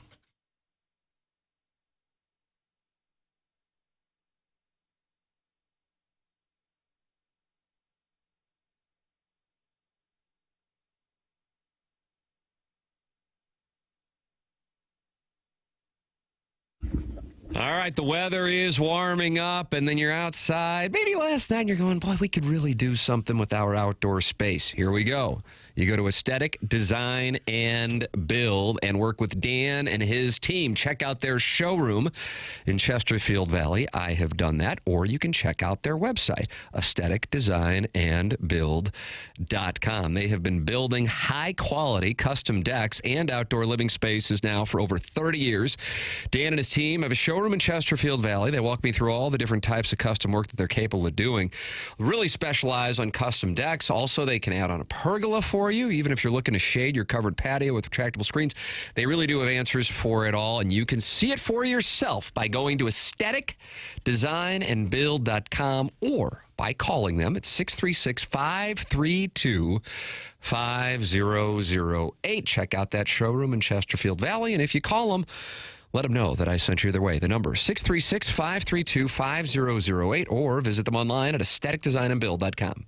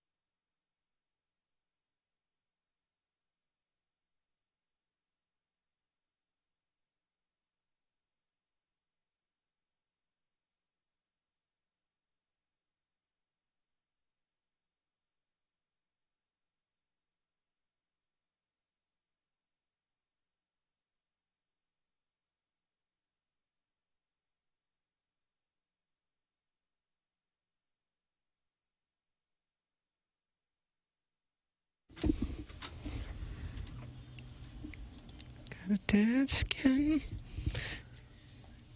No rhythm. No, I'm not a fool. Should have known better than to cheat a friend. A lot of wonderful Wham specials on Netflix, Doug. Have you watched any of them? I have not. I've missed them all. Is there really? One on the Last Christmas. That was really good. And then one on... A whole special on that? Yeah, it was really good. I have to tell you, I went into it. It's me and my wife, like, on Christmas night. And I'm like, I'll watch it. And I go, pretty good. Just showing how they made the song, how they recorded it and everything? And how they did that song at the exact same moment. Was it Bob Geldof? Bob Geldof? Remember him, Martin? Yes. Was he in the Boomtown Rats? Or was He just a great did producer? Live Aid, I think. Yeah. And then the Do They Know It's Christmas Time? Yeah. And George Michael and Wham felt like they needed to have a #1 Christmas song to really establish that they had dominated music in the 1980s. But then Do They Know It's Christmas came out, and it was #1. George Michael was a part of that as well. And then in 2024, it became #1 for the first time. How about that? Last Christmas? Last Christmas. You hear it all the time by a bunch of different singers now. Is Andrew Ridgeley still with us? Yes. And a does delight. he speak? Oh, yeah. Okay. And a delight. Couldn't be more delightful. But they never Matter of fact. dated, right? They just were musicians. Like, do you think me and Jackson are dating? It's none of my business. May December Correct answer. romance. I mean, just because two people make beautiful music together like Jackson and I did on Balloon Party doesn't mean they're dating. Now Now, we did. Right. But that doesn't mean that we would. We just did. Well, marriage vows and such. But as he said, it's not gay if he's cheating. That's what those were all customized. No, it's not cheating if it's gay. That's it's correct. one way or the other. Those were customized marriage vows set on Sanibel Island in 2011 to the candidly the astonishment of my family. I wonder what the best musical combo of people who were significant others is. Well, that's a great question, and I have a better answer, and that's Boy George and his drummer with Culture Club. We were talking about George Michael, and I was gonna say sometimes I confuse George Michael and Boy George. That's offensive. Yeah, to the British, but I need them to get out of my land, so I'm fine with it. Okay, there goes my mic. The Ting Tings, we've talked about them. They were the Ting Tings. They were together. Okay. Martin, did you know the Ting Tings? Wow. Did Paul McCartney and Linda Ronstadt make a lot of music? They weren't married. No. They weren't an item. They weren't? Paul McCartney and Linda Ronstadt. Linda McCartney is a different Linda. It was the love of his life. She played the tambourine, I believe. In Wings. Who's Linda Ronstadt? Sounds right. Now, John Who's Lennon Linda and Ronstadt. She did a wonderful song with Aaron Neville. Were they dating? I don't She think might so. have dated Jackson Brown. Yeah, they had a close relationship with Jackson Brown and Glenn Fry. Weren't Carly Simon and James Taylor, they were together, right? James Taylor had them all. Oh, did he? He was like the chairman of the board. But Carly Simon wrote Clouds in My Coffee about Warren Beatty, That's think. correct. And he was with Madonna and Dick Tracy. Think about it. This is like a VH1 behind the scenes. Jackson brought it up by playing Careless Whisper. It's his fault. I was getting ready to break down the Kraken's power play. Tribute to the 80s today. So I decided. Is it? Yeah, tribute to the 80s. Accidental tribute to the 80s? Or I kind of fell into it, intentional? but yeah, that's going to be the theme. I was scribbling throughout the show. Topics covered from Sky Piggies. And then texters, favorite Dylans. People wrote in Corey Dillon. And then you mentioned foods you can't take on an airplane. People just started writing in crab salad. Crab salad. And then we had fads that Ed Herman talked about. People said, what about the Pokemon where you'd go to like the park Pokemon Go. and look for, and then somebody said the Live Strong bracelets by Lance Armstrong. Everybody had one of those. Wordle? Would Wordle be a trend that everyone was doing for a while Is it there? still going? People still do it, but like posting on it on like Twitter or something. I feel like that was Yeah, here's my Wordle score. Morocco was in the top 5 countries. Yeah, I was surprised. Kind of out of nowhere. Yeah, number 4. And then the VLT prompted some people to write in, I like a good BLT. And then I started thinking about sandwiches, and also Ed Herman's talking about sandwiches. So now you're hungry. Mount Rushmore of BLTs and St. Louis Crown Candies, the George Washington. Yeah. All right, what's Then you go right to third after that. Yeah, that's number 1. Then you go down to third. It's tough to really have a standout BLT unless you're like Crown Candy and put 2 pounds of bacon on there. 2 pounds of bacon. You know, like you want if you have the fresh ingredients, you're good to go. It's bacon, lettuce, tomato. I don't have a number 2 BLT. Doug? Well, I don't really order that, but Oh, I get it. I don't know. Oh, can you imagine eating a BLT with Doug? That is so bad for you. Meat. Oh, that's Yikes. the worst thing for you. Ooh, wow. Processed meat. That's how it works. Have we got an update on Mom's Deli, anybody? They served their last sandwich that was covered On by local Sunday. media. Yeah. But so they're still looking for a new location, I guess. Yeah. I guess. Boy, I'm sure there's a lot of places love to have them. Ideally, they'd want to stay in South City You would think. for the culture. Thank you. That's exactly right. Wherever the money is where they'll go, probably. Well, that's where the money is, too. Yeah. I don't know. Culture and the money. The richest people in town live No, they don't. right at Chippewa and Donovan. No. That's correct. Look at What the if you could numbers. put it right inside Francis Park? Oh, They did with Bill. Rockwell. Yeah, I know that Rockwell. I was 20 years ahead of my time. I kept saying to Cousin John, you know what Francis Park needs is a bar right in the middle. He said, they'll never do that. And it took a long time. Lo and behold. Now there is a bar right in the middle of the Yeah, park. right by the tennis courts and the playground, eh? They serve pizza pie, too. It's a full-time standalone bar. I don't know if it's year-round. It might be weather-dependent, but it's a Rockwell brewing vehicle. Yeah. And they serve beer and pizza pie. But Mom's right over there. LeGrand's. Bring LeGrand's over. Doug, try our moving into the spot Dado's was at. Well, actions speak louder than word down. I think I can translate that for you, Doug. All right, if you could. Dado's was a little spot on Hampton, not far from the Salt and Smoke. They recently shut down. I think the Texters maybe imploring them to move into that Right down from the Dairy Queen on the corner. Brazier, right by DB Proud. Brazier. Yeah. It is Brazier. Hampton and Eichelberger. Right, I've been there. That's the second richest area in St. Louis. I don't know that it is. Look it up. St. Louis Country Club's relocating. Okay. They're going to buy DB. It's overtaken Huntley and Ladue. Yeah. Well, in Yes. sheer volume of money. you Correct, know. in volume. Probably not. It's a little less land you get, but more money. Okay. Telling you. For the love of God, Martin, it's You're So Vain, not clouds in my coffee. Won't be recruiting you for a trivia team. Show prep's your friend. And stop health shaming Doug. You come at him, you come at me. That's from Sharon and Sanibel / Clayton. How about that? She's How'd that on board with Doug's food shaming, and I use the refrain "clouds in my car." That is correct. You're so vain. Maybe you are, Sharon. How about that? Oh, Well, I'm just saying. Moms might be moving to Dado's right next to me. That's from the Southampton Barbershop. So this guy's the barber at the Southampton Barbershop. oh, wouldn't that be nice? We're getting primary sources. Okay. That's where Carson used to get his first haircuts. that That right? old barbershop right there. How big is that place, Chairman, since you're familiar with it? I never went, and I'm not good at guessing square footage, so I'm not going to put anything out there. Okay. Do you know your north, south, east, and west? Typically. Okay. Is it south of Salt and Smoke or north on Hampton of Salt and Smoke? Toward DeBerg? A little north. Okay. All right. Towards the corner. What's that? That's Hampton and Eichelberger. Eichelberg. Yes. Hampton. That's Conspiracy Corner, Jackson? No, that's That's not. the corner of greatness right there, DB Cavaliers. If you're the Cavalier. Why would it be the corner of greatness? You ever hung out with people from DeBerg? Great people. You try driving that little stretch when people are trying to get in that drive-through at Dairy Queen. It's not such a great corner. Is it a popping corner? Yeah, The Dairy Queen's popping? Yeah, it flows out and really messes with the traffic there. Yeah, there's some tough egress out of there. I used to cut your son's hair, Martin. That's from the Southampton Barbershop. Is that How about right? that? I'll be darned. We were always looking for a good barbershop, and I remember having lived down there. I lived on Walsh for a while, lived on Loran. So I said, we got to go. There's a good old-fashioned barbershop right there. Del Pietro's back in the day. That's where Salt and Smoke is. I wanted to cut my boy's hair to save the $15 or $20, and they would not hear anything of it.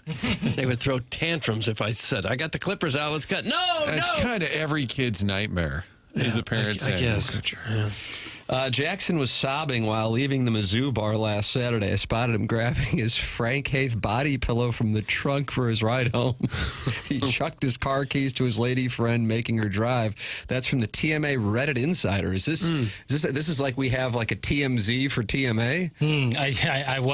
I was leaving that Rays and Sular is what it's called. And you were weeping with a Frank Haith body pillow? I wasn't weeping. Me and my girlfriend just left. And But you were mad as a hornet because Missouri lost. Too many turnovers. Wasn't happy. But I saw somebody said, "Oh, that was rough, Jackson." I go, "Oh, brutal." The TMA Reddit Insider. I guess. Yeah, I did. Someone did give me some love, but where'd you get the cuddle pillow, guy?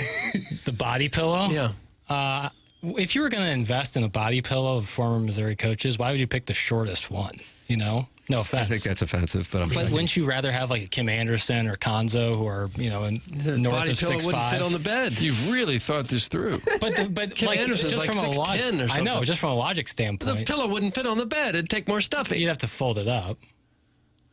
Okay, I don't know what kind of. But I don't pillows own you've a got. body pillow in general. I think short guys cuddle better. Thank you. Put a pole out, maybe. Maybe we could put a Gallup pole out. Do you can do prefer that. to cuddle with a shorter or taller guy? Yeah, send that out. At 101 ESPN. Yeah, see if it gains any traction one way or the other. Yeah. Push notification on that one. Jackson, what would somebody like to tell us about? Oh, Martin has an event coming up. Yeah, he does. I'm reading about You're So Vain, whether it's clouds in my coffee. This is your chance to go clouds after in my Sharon. coffee. Like if there's a parentheses, like secondary name, because sometimes they'll do that with a I'm song. knee deep. Not only the name of the song is "You're So Vain," 1972, Carly Simon, but then somebody said it's not clouds in my coffee, it's grounds in my coffee. So then I just Really? That can't be right. and I am correct. I had some dreams. They were clouds in my coffee, and then she says it again: clouds in my coffee. Yeah, that okay, makes more sense. text her. I'm sorry. You're going to have to eat some Carly Simon. Okay? Blocking. There it is. Eat some coffee grounds. Why would it be grounds in my coffee? It's clouds. Also on March 15th, we got a great night at the Frontenac Hilton. Marshall Falk, fresh off taking a job working for Coach Prime. How about that? He's going to be working at the college game in Colorado. But so many great stories to tell over the years growing up in a rough neighborhood in New Orleans, making it all the way to Canton, along with Jackie Smith, another Louisiana guy, came to St. Louis and achieved football stardom. Those two together, that's the football panel discussion all the time. We'll be raising money for our veterans. It's March 15th, Frontenac Hilton. For tickets, if you've got a group or a company, bring the whole table, 573-517-5132, 517-5132, Frontenac Hilton. Raising money for our veterans put on by our friends down at Perryville who have the Missouri's National Veterans Memorial. Really cool spot. Did a replica wall of the Vietnam Wall. It's unbelievable. The folks from Washington, D.C. came to check it out and were blown away how it's an exact replica. They honor all veterans at that memorial, and once a year they have an event in St. Louis raising money. Join us March 15th at the Frontenac Hilton. Martin Shrimply Pibbles has sent in a picture of his wife. He says she's modeling. Doug is always skeptical when listeners start sending in pictures of their wives. Yeah. It's refreshing to see rich white women. Well, hell, it is. Is this one of those? I don't know. I don't know what their financial situation is. So I can't just speak to assume it. that they are. She appears to have some kind of Caucasian descent, but as far as the net worth of the Pibbles family, I can't speak to it. Okay. Maybe Mark Hanna, sponsor of the Evergreen Wealth Strategies 9 o'clock hour, would want to comment and maybe send in some of their financials. I don't know. He would know if anyone does. I know, but I don't know if there's some kind of agreement that they have that he can't text it into radio shows or not. I don't know. I don't know what the policy is, but I do know he is the sponsor of the 9 o'clock hour. He's online at evergreen.stl.com. Mark Hanna, Evergreen Wealth Strategies, and he is somebody I have gotten to know over the last 8 years now. Hard to believe. I've known him for 8 years, but I think the world of him. And Mark's message to our audience is the following. Even if you don't go with him as a financial advisor, make sure you have a financial advisor. I would like to second that, even though that is not my background. What I wouldn't do to go back to right when I'm leaving the University of Missouri and make sure I have a financial advisor. It makes so much difference. And then it makes an even bigger difference if you're working with somebody the caliber of Mark Hanna. His number is 314-889-0503. He's the kind of person that when you get off the phone with him, you'll feel better about the world. You'll certainly feel better about your situation because now you have a better understanding of where you are, and he customizes the plan to your goals. Online at evergreenstl.com, or you can call 314-889-0503. Tim McKernan, Doug Vaughn, Martin Kilcoyne, Jackson Burkett, Herman Kurt with you on the program. Martin Kilcoyne exiting at 10 o'clock. Before he does, Martin, would you like a guessing game here? Because Jackson has Buster Olney's top 10 MLB position players. Today's ranking, center field. I think the Cardinals might be safe at the moment in not having anybody. Like knocking on the door, maybe? In the top 10. Aaron Judge has got to be the number one center fielder. Well, it depends on what position you're putting him at, and I will just let you know that Buster Olney does not put him at that position. Oh. And Mookie Betts plays right these days. He's been doing some shortstopping. Shortstop, second base. I never know where position he's playing. He's a good one to draft if you're in the TMA Fantasy Baseball League. Doug always seems to get him. Mm-hmm. All right, Doug, you want to begin your guessing game process? Well, you didn't like Aaron Judge. He played center field last year. I enjoy him. He seems like a gentleman, but he is not ranked because he's not putting him in center field. Okay. I bet you're going to get one of the top 3. So I am shorting your market. Soto's not going to play center for the Mets, is he? He is not right field. Okay. RF 9. Yeah. Betts is now going to be a shortstop, I think. As a matter of fact, I don't know if you would get more than one of the top 5. I probably wouldn't. Boomer Kingsley. The big hitters are on the corners now. Can I have initials, please? Of You're not even going to give. Well, you're not even going to be able to put one puck on net. Is Jackson Churio a center fielder? No, I'm sorry. Son of a. Yeah, where's Trout playing these? Did he move, right? He's RF. So he is not a center fielder. That's part of the problem. Yelich is not a center fielder. When you look at this list, it's kind of alarming. Yeah. Is that why you sent this over, Jackson? I mean, it's really... anytime Doug gets ready to fire up a guessing game, it's must listen to radio. Give me the initials of number 1. J.R. Oh, Jimmy Rollins. Jimmy Rollins is number 1? Yeah, he came back, and they wanted to put him in center at 47 years old. Is it Joe Rigoni? Nope. Joe Rigoni. Julio Gutierrez? Nope. No? Because that just is a different letter. George Gaucho. The different letter they got through. You said JG, right? JR. JR. Did you say JR? Yeah. Oh, well, that's different. Is Tommy Edman on the list? Don't let me down, Jimmy. I got you beating Louisville. Tommy Edman is in others receiving votes. He's in others receiving votes. Along with his Cardinal buddies. Do you think Juan Randleman. Can you name 10 center fielders in general? I don't think so. No. It's a startling list. It really Second is. letter, first name. You. Junior Spivey. Did he get a fair chance with the Cardinals? Never did. Ramos is number 1. Third letter. L. Oh, Julio Gonzalez. Again, we have a letter issue. Oh, it's Julio Rodriguez. Yes. Yes, that was easy. Yes, too easy. That was easy. I love Doug. That's from the Jerkwood from Kirkwood. Oh, okay. Number 2. Initials, please. JM. JM, Jim Moore. Nope. I played high school ball This with one him. you I didn't would. I realize think he you was would know this one. Jim Moore. I'm shorting the market all day long. I mean, after we had enough problems with Stay on the How about coast. the Padres guy, Jackson? Yes! All right. Well, you're kind of on a heater now. No shot on number 3. Don't think so? Number 3, No. initials, please. MH. Manny Herman. Manny Herman? Locking in that trade. MH. Miles Herman's son. Michael Hellman.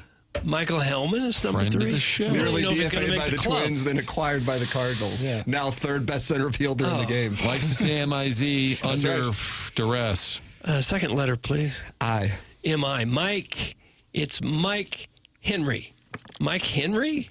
I wouldn't have placed him that high. Coach, how cool was it that it was a Wisconsin player that sank the winning shot? Well, they're all Wisconsin players. Okay. Third letter, please. C. C. Michael. Tucker. No, not Michael. What did you say the last name started with? H. Oh, it's okay. It's Michael Ham. Michael Ham. I wouldn't have rated him that high, but, this is an expert. Well, it's not him, so you're fine. Fourth letter, first name, please. H. So it is Michael. So I'm there. That was easy. Michael, second letter, last name. A. H-A. Michael Hammer. You're not a baseball guy. Michael Hammer? No. Michael, the third letter, please. R. Oh, Michael Harris. Yes! Sure, that was easy. Yeah. Wow. Okay. These are too easy. Mm-hmm. Number 4, No, I think I could give you all the 10 o'clock hour. I don't think you'd get it. I wouldn't have gotten this. I've never even heard of this guy. I think I had him on my fantasy team, and that's the only reason why. The team he plays for strikes me as, why is he in the top 5 of center fielders? Well, initials, please. BD. BD. Bo Diddley? Bo Diddley. It's not Bo Diddley. Bill Duran. Bill Duran. Bombo DiMarchea. Bill Doran was with the Astros. Yeah, left-handed hitting second baseman. And he paired with Dickie Thon to form a wonderful 4-6-3 with, was it Phil Garner at first base? So. Dickie Thon got hit and right then in Alan the face. Ashby was Enos Cabell over at first? I've got a landing strip. Dickie Thon got hit right in the face with a fastball. Yeah, he did. Rob Ray did, too. Where are we with this? What were the letters BD. again? BD. And the second letter of the first name? R. Brian Doyle. You got the last? I did. Yes. Brent Doyle. Oh, really close. Brianna Doyle. Third letter, please. E. Oh, Bree Doyle. Bree Doyle. This is the 4th best center fielder in the game. Fourth letter, the gentleman please. has the last name and the first 3 initials of the first and still can't. Brendan Doyle. No. Brandon Doyle. What's the 4th letter, please? And Brendan. It's not Brendamer. Brendamer Doyle? I hadn't heard that name. Brindamore. Jackson thinks he's attractive along with Lindsey Ruff. In the opening period. 5th letter, please, of the first name. T. Brenton. Brent Doyle. Brent Doyle? Brenton Doyle. Yes! Okay, that was so easy. Sure, Benita, they were saying 5th. Brenton Doyle? Who the hell does he play for? Who is Brenton Doyle? He's the center fielder for the Rockies. He's the 4th best center fielder in the game, according to Buster Olney this morning. I should know. So what I think you're pointing out, Tim, is these center fielders in baseball are not exactly household names. Number 5 is from the Pirates. Oh, sure, the Buccos, yeah. He stands, 6'11". He does? He's really tall. Okay. O'Neill Cruz. O'Neill, he was a shortstop. I was about to say, you're going to get thrown off. There's a lot of that going on where they're moving them all over the place. So, Doug, the point being the center field position has gone from powerhouse to... Now, I guess it's a defensive position. No Cardinals listed, by the way, for honorable mention outside of former Cardinal Tommy Edman. It's a tough list to crack. I mean, you got to keep that in mind. Thank you. You're exactly I bet O'Neill Cruz will be a hell of a center fielder. He's got a bit of an arm. His arm, and as fast as he is, Martin, you got to bolt like the wind. Doug's going to do the second half of the list. The entire 10 I'll be tuning in. Onboarding in one ear, Doug in the other. Emails, the morning after at InsideSTL.com. Design, air, heating, and cooling email today coming your way at 10:50. This is TMA, presented to you by Brown and Crouppen on 101 ESPN and the TMA STL YouTube channel.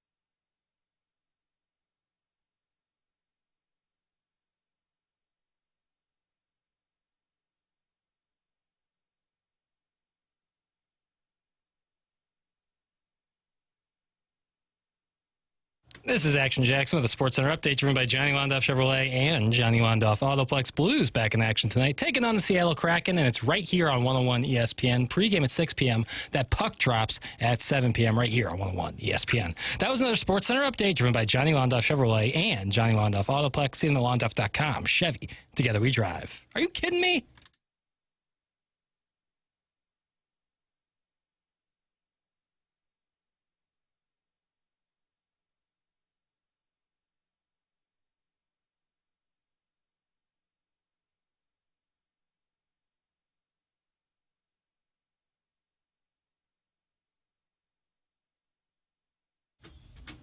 Oh, Eddie Grant. I'm going to go 82 because it gets me 81 and 83. I don't think it was 84, but this is officially the jam. Is it? This is actually the remastered version, so it's telling me 2024. We know that's obviously not the case. What was your pick? 82 because it gets me 81 and 83. 82. Yeah. Okay. Cardinals played this when they won the World Series. Oh, did they? Yeah, they played cool in the gang. Doug, Cardinals in action. They're over in Dunedin today. Dunedin play the Blue Jays? That's exactly right. Max Scherzer versus Quinn Matthews. How about that matchup? Cardinal lineup, Victor Scott, friend of the program, the originator of Youngry Birds 2025. Get on board as they shock the world. Okay. Youngry Birds. You think they'll shock the world today with a win over Toronto?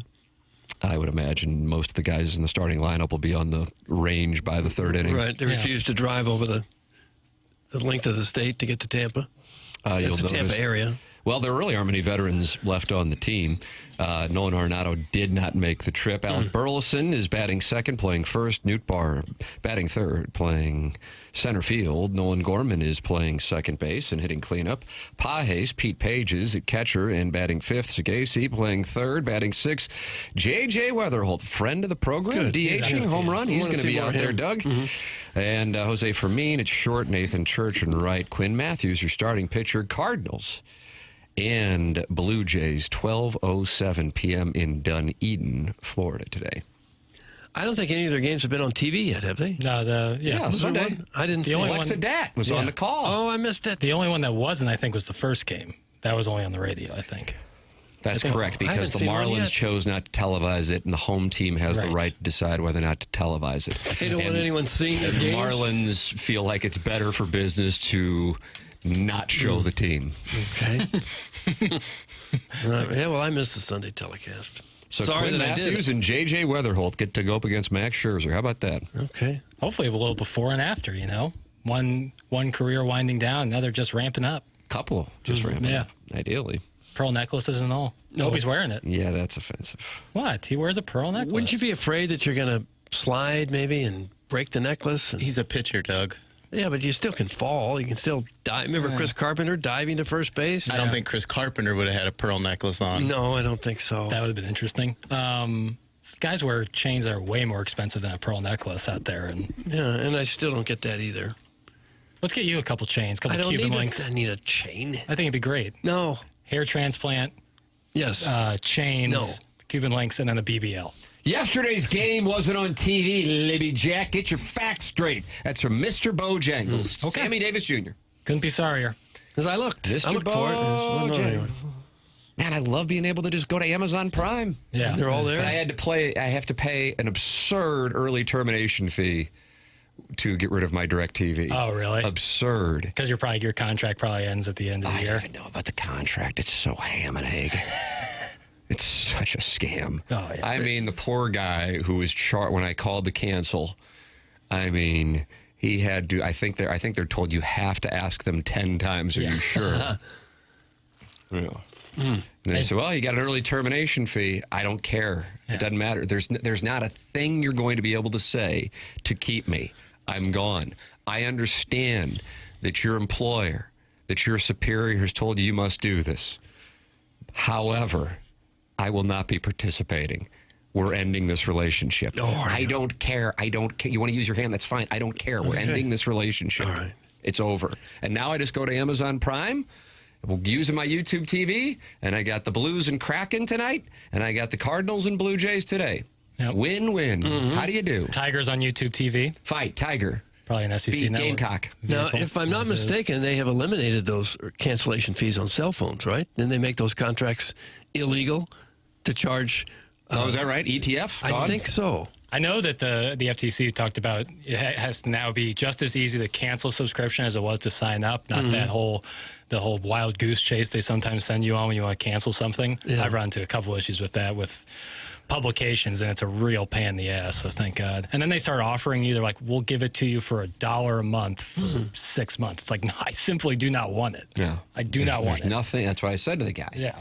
I said, I appreciate it. Nothing you can do. Well, it's going to be this much for the ETF. That's fine. Yeah. It's ridiculous, but I'm not even going to spend an ounce of energy on the absurdity of this deal. I'm going to put the bullet in your head, and then I'm going to move on with my day till I see that thing hit my account and go on tilt. But for now, we're moving on. Right. So then I just go to the Amazon Prime app, and then I can watch the Blues and Cardinals. Right. And I keep my YouTube TV, and I've parted ways DirecTV. And I had no problem with DirecTV. I had no issues with DirecTV. It's just I don't need to be paying for 2 services just so I can watch the Cardinals and Blues. Right. And then you're paying for so many channels that you so seldom watch, if ever. That's exactly right. I think about getting rid of YouTube TV because everything's on apps. Yeah, but having it all in one place like that, like you can just switch I around. agree with and the you. multi-view thing is pretty top tier for college football, college hoops. Pretty good stuff there. And then if you want to get the NFL Red Zone or Sunday Ticket package, you have to have YouTube TV, which is a real kick in the ass because that's expensive. Boy, howdy. But it's good stuff. Oh, is it? I like watching on YouTube TV. Okay. Yeah, big fan. As long as your Wi-Fi holds out. Except this is how it will happen tonight. Missouri game, the game before it will go long. Oh, Tigers. Gamecocks. Oh, Tigers. Gamecocks.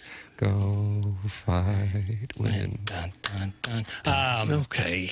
The game before it will run long, and you have to go to the ESPN app. The ESPN app will sign you out and you have to sign back. By the time you get it all straight, the game's back on regular TV. We got to have 2 hours and a half college basketball window. The 2-hour window just never works out. No, it doesn't. Or quick calling ticky-tack fouls. Let the boys play.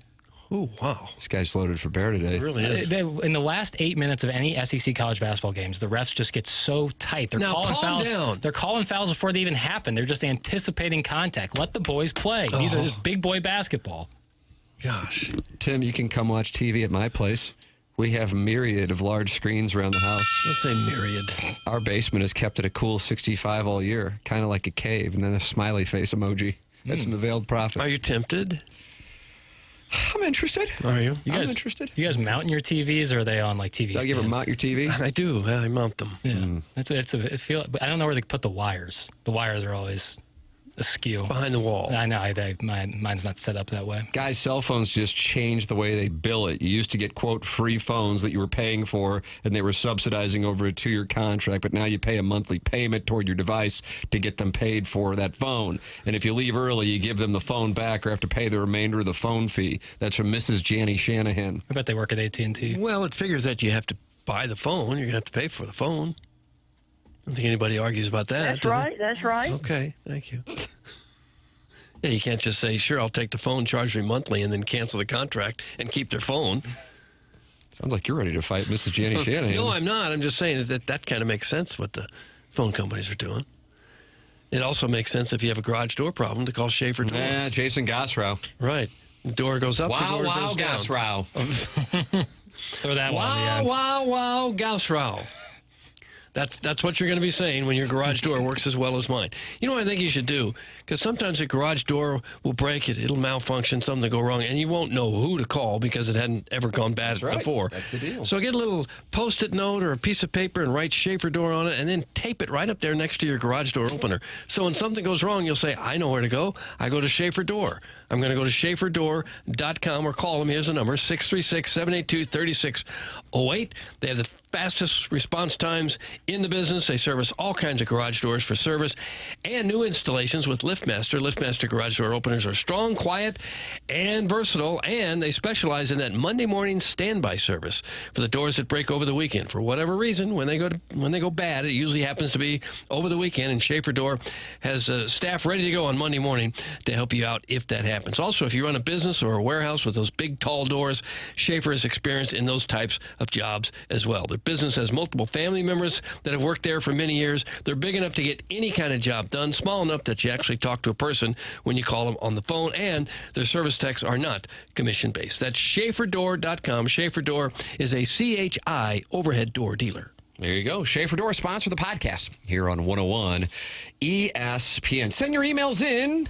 Design, Air, Heating, and Cooling. Email today, the morning after, at InsideSTL.com. That comes your way at 10:50. Then BK and Ferrario follow us. Tim McKernan, Doug Vaughn, Chairman Kurt, Jackson Burkett with you. This is TMA, and it's presented to you by Brown and Crouppen on 101 ESPN and the Michelob Ultra TMA STL YouTube chat.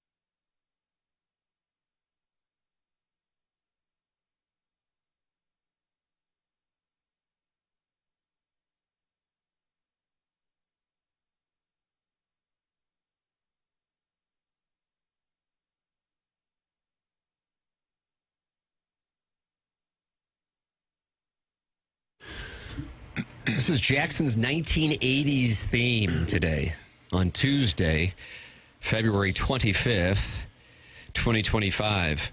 Doug, check this out. 22525. That's where we are, isn't it? Yeah. Yeah. Okay.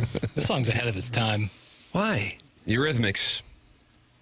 Annie Lennox, Dave Stewart. She had the short red hair crooked. She did. This was a big hit. You still hear it frequently. Yeah, this song rocks. Tribute to the 80s. From Jackson Burkett, child of the 80s. Born in 1998. Right, but still child of the 80s. That's exactly right. Ladies and gentlemen, this is the morning after. We got that Design, Air, Heating, and Cooling email today at 10:50. And then we will turn it over to BK and Ferrari. You can always go back and listen via the 101 ESPN app or the TMA STL app. 2 different apps to download. Dobbs Tire and Auto Center, sponsor of the apps. EDF, sponsor of Doug's Hot Take Mittens. Attention business owners, did you know fire codes require your company's fire alarm system to be inspected and maintained by a certified fire alarm service provider? It's not just about compliance, it's about protecting your employees, customers, and property, and that's where EDF Group's Fire and Security Division comes in. Proudly serving St. Louis and beyond, EDF Fire and Security specialize in keeping businesses safe and secure. From expert fire alarm inspections to advanced commercial security systems, they've got you covered, and it doesn't stop there. With 24/7 fire alarm and security monitoring, you'll have peace of mind knowing your business is protected every hour of the day. Don't wait until it's too late. Call EDF Group's Fire and Security Division today and let them help you stay compliant, secure, and safe. Visit theedfgroup.com or call 314-993-8053 to learn more. EDF Group, your partner in fire safety and security. Doug, you want to say to Hawkins for the 10 o'clock hour? I got three different topics. Yeah, why not? Okay. Topic number 1. Another thing could be moving out of downtown St. Louis to Clayton. Topic 2. Another fad by Gen Z that is upsetting their older cohorts. Okay. And topic, did I say topic 2? This is topic 3. A new series debuting today on Netflix. Well, I'm more interested in the first two for sure. Who's moving to Clayton now? All right, and I read from the St. Louis Business Journal. The Food Festival Taste of St. Louis is eyeing a move from downtown St. Louis to Clayton. Festival organizers this morning are set to present the Clayton Board of Aldermen seeking to hold the event in Clayton's downtown from August 15th to the 17th. The presentation posted online says organizers would seek to utilize services from Clayton. A map included in the presentation shows that it's seeking to close North Brentwood Boulevard north of Forsyth between Brentwood and South Merrimack Avenue, and Merrimack between Forsyth and Carondelet Avenue. Jackson, I have never been to Clayton. Is that a good spot? Yeah. A little region right there. Chuck Justice. Doug, do you know Chuck Justice? I don't know Chuck. I like the name. Yeah. Chuck Justice, a co-director for this event, told St. Louis Magazine that the layout will afford the festival more room than its previous home at Ballpark Village, and that Clayton's more central location will be attractive to attendees. He did not say that people going downtown were fearing for their lives. He did not say that. They left that out. Got edited out. Right. To me, it's moving the event closer to the population center of the greater St. Louis area, he told the publication. Well, I guess that part is true. I don't imagine that's why they're doing it, but it's true. It's sad to see something else. I also saw Wave Tacos moving out of downtown. Oh, is that right? That's where we had all those sand volleyball tournaments. Going to Top Shooters. Going to Columbia, Illinois. Is that right? That had a great run, though. Yeah, 15 years, it said. 15 years, yeah. We started going over there. I was living on Grace Lofts in 2009, and it was like a 2-block walk to the north, and we would hold events there. And one time, and I don't know if the Dallas Stars, the St. Louis Blues, or the Tampa Bay Lightning are aware of this, but future Vezina winner Ben Bishop was a judge for our Girl Next Door contest at Wave Taco. He was a good sport. That's where Mr. Merriweather, I think, made his... That is correct. Rudy played topless volleyball. Yes, he did. He also received a suntan with bronzer there. So we've got a lot of great history on this show. A lot of memories. So that's going away, and so is Taste of St. Louis. It's going to Clayton. The same with the Annie Malone Parade. That's gone now, too. Is there going to be anything left but the Cardinals? Blues, Doggies, Battlehawks. Yeah, it's sad to see. Sad to see. The Arch?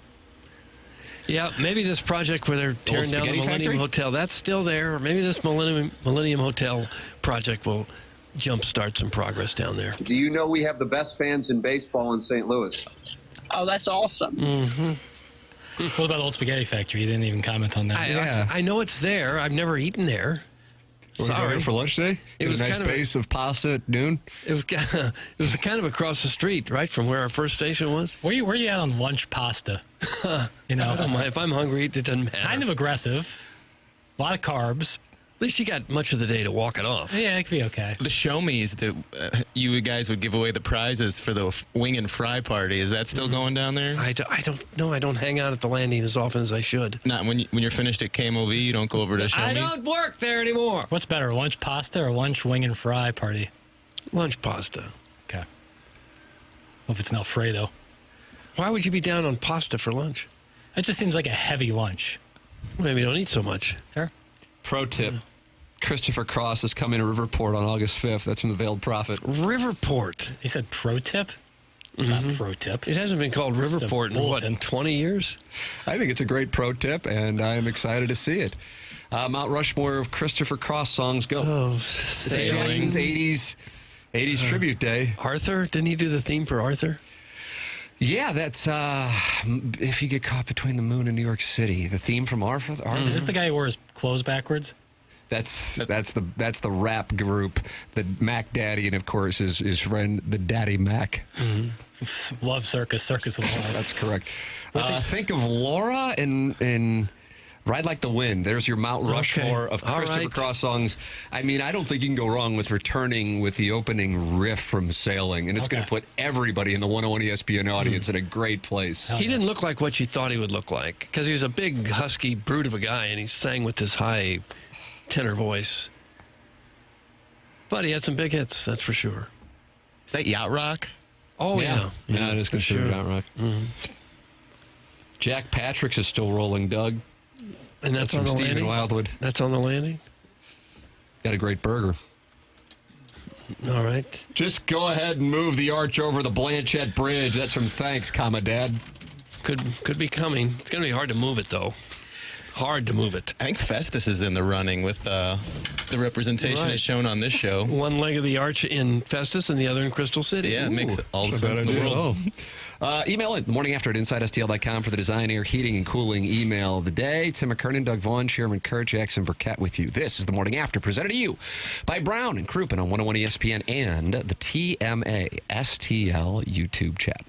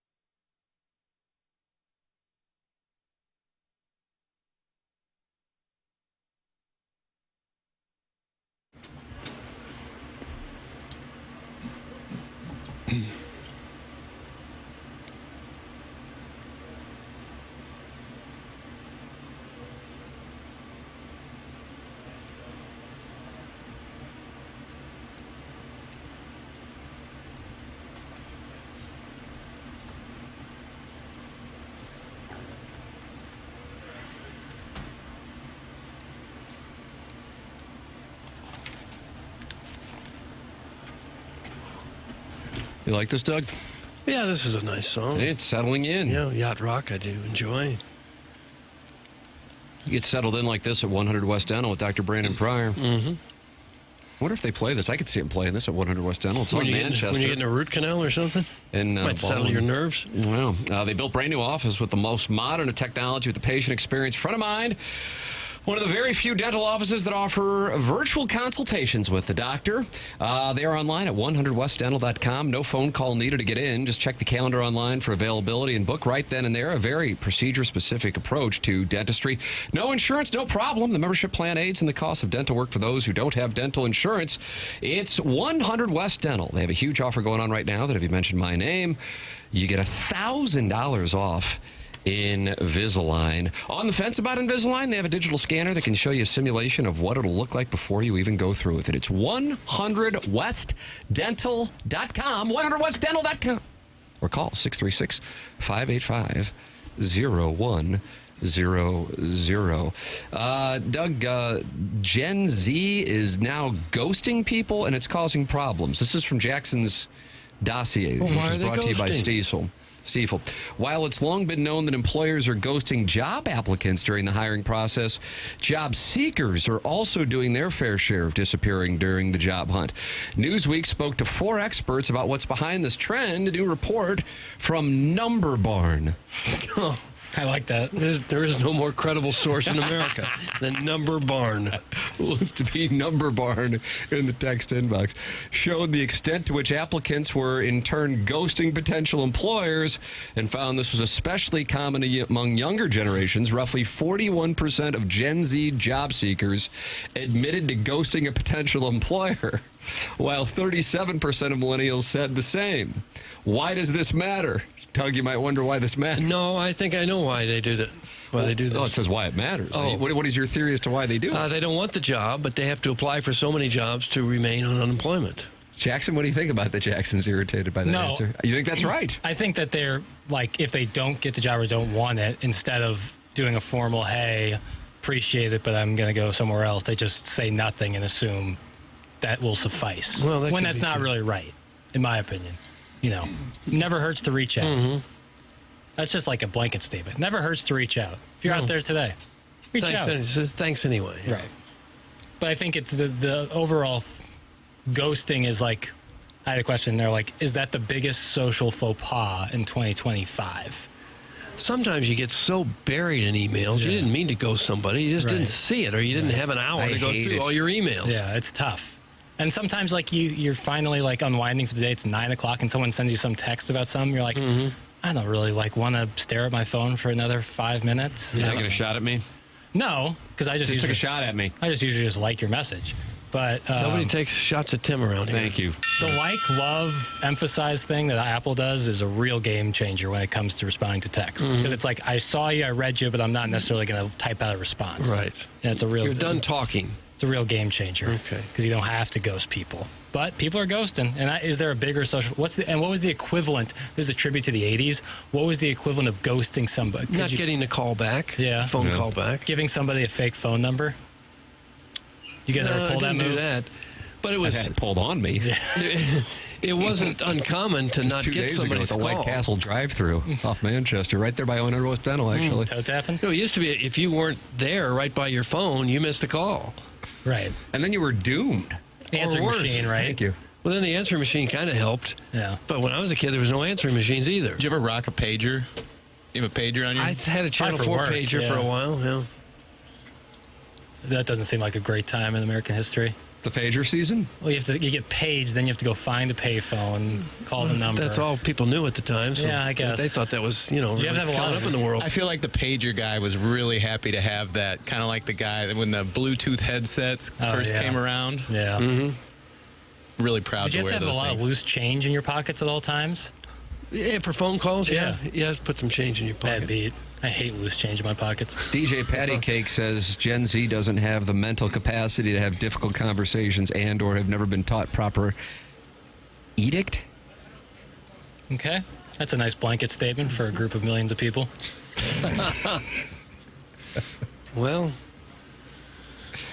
Doug ghosted me after we hooked up at Biggie's. That's from the River to Perry Yacht Captain. Would you have one of those Davy specials? I've not been to Biggie's. I need to go. Yeah, you need to go. Never been ever? No. Oh, it's great. Steak Sammy.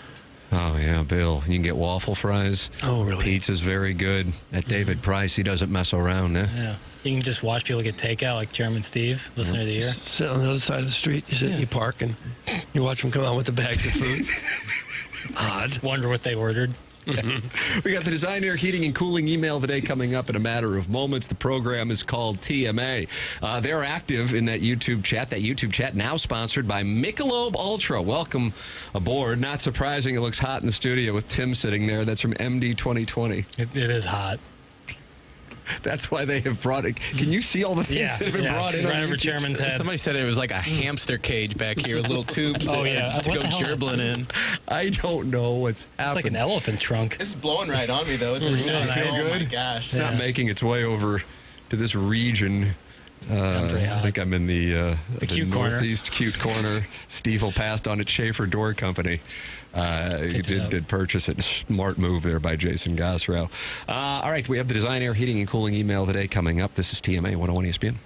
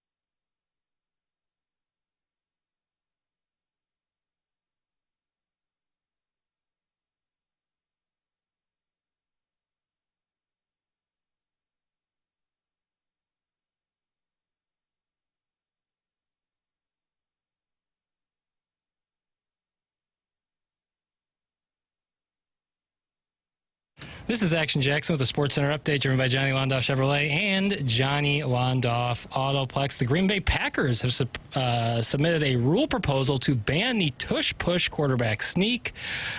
Troy Vincent, the NFL's executive VP of football operations, told reporters at the scouting combine on Monday. That was another Sports Center update driven by Johnny Londoff Chevrolet and Johnny Londoff Autoplex. See them at Londoff.com. Chevy, together we drive. Are you kidding me?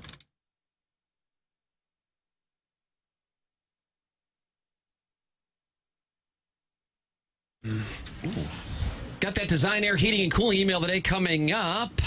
Matter of moments. What a showdown here with the JV golf coach and Buck Swope tied, but some great emailers still lurking, and 4 more Design Air Heating and Cooling emails of the day for the month of February before we turn the page to the month of March and start talking about the tournament, start talking about the Cardinals and the Twins, start talking about the players in the 17th hole, the Island Green. Okay. Johnny, that's better than most. How about in? That is better than most. Better than most. Better than most. Gary Koch, 2000. I don't know the years, Tim. 1 players? Crowdsourcing golf question, Tim, because I lost a heated battle with my buddy about this. Sweet Kai? Nah. Private Citizen Pete? MPK. Did they move the players to March when they changed the PGA Championship from August to May? That's right. Okay. Because I always remembered it being in May. So I argued with my buddy that it was in May, and then he was like, no, it's in March. So it is. It is. And that started, I believe, in 2019. Right after the final PGA Championship in August in our St. Louis, Missouri region. In our St. Louis, Missouri region. Well, that's a good way to put it. Something funny. Our St. Louis, Missouri region. Yeah, that's what we are. The new Netflix series I deep teased, Season 3 of Full Swing, debuting today, Doug. I'll be locked in on that. Okay. That's a I don't know, it's only 7 episodes. It's a weird number. Can we do 8? And I mean, really, why don't we do 10? And one of them's on Neil Shipley? I mean, all due respect. There's a whole episode on Neil Shipley? Yeah. I mean, what are we doing? And that's one of the 7? A little concerned. I saw the Scotty thing in the trailer. Yeah, when he got arrested at the PGA. Very interested in that. Yeah. The President's Cup. That was an episode. Yeah, that I'm interested in. Tom Kim trying to send a message, I guess. So, Doug, I'll be watching that tonight. Okay. Along with the Blues and Kraken.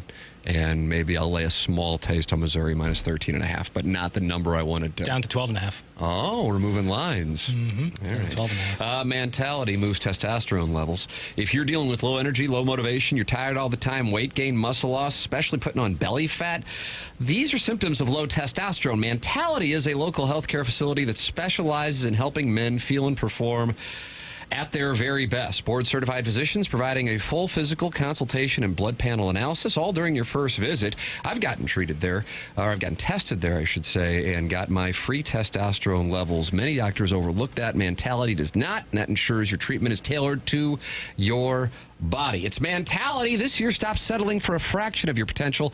Mentality's New Year offer is to your chance to take back control. Men today have 30% less testosterone. Take back your numbers. Visit mentalityhealth.com/radio to get access. It's Mentality. Doug? Yeah. It's time for the Design Air Heating and Cooling. Okay, I think I'm ready. I think I'm ready for it. Morn, here's another question for Jackson's Arsenal. As we navigate an era where sports franchises I really like to start. are no longer merely teams, but carefully curated intellectual properties. Each interaction with the fan base meticulously designed to maximize engagement metrics and drive virality.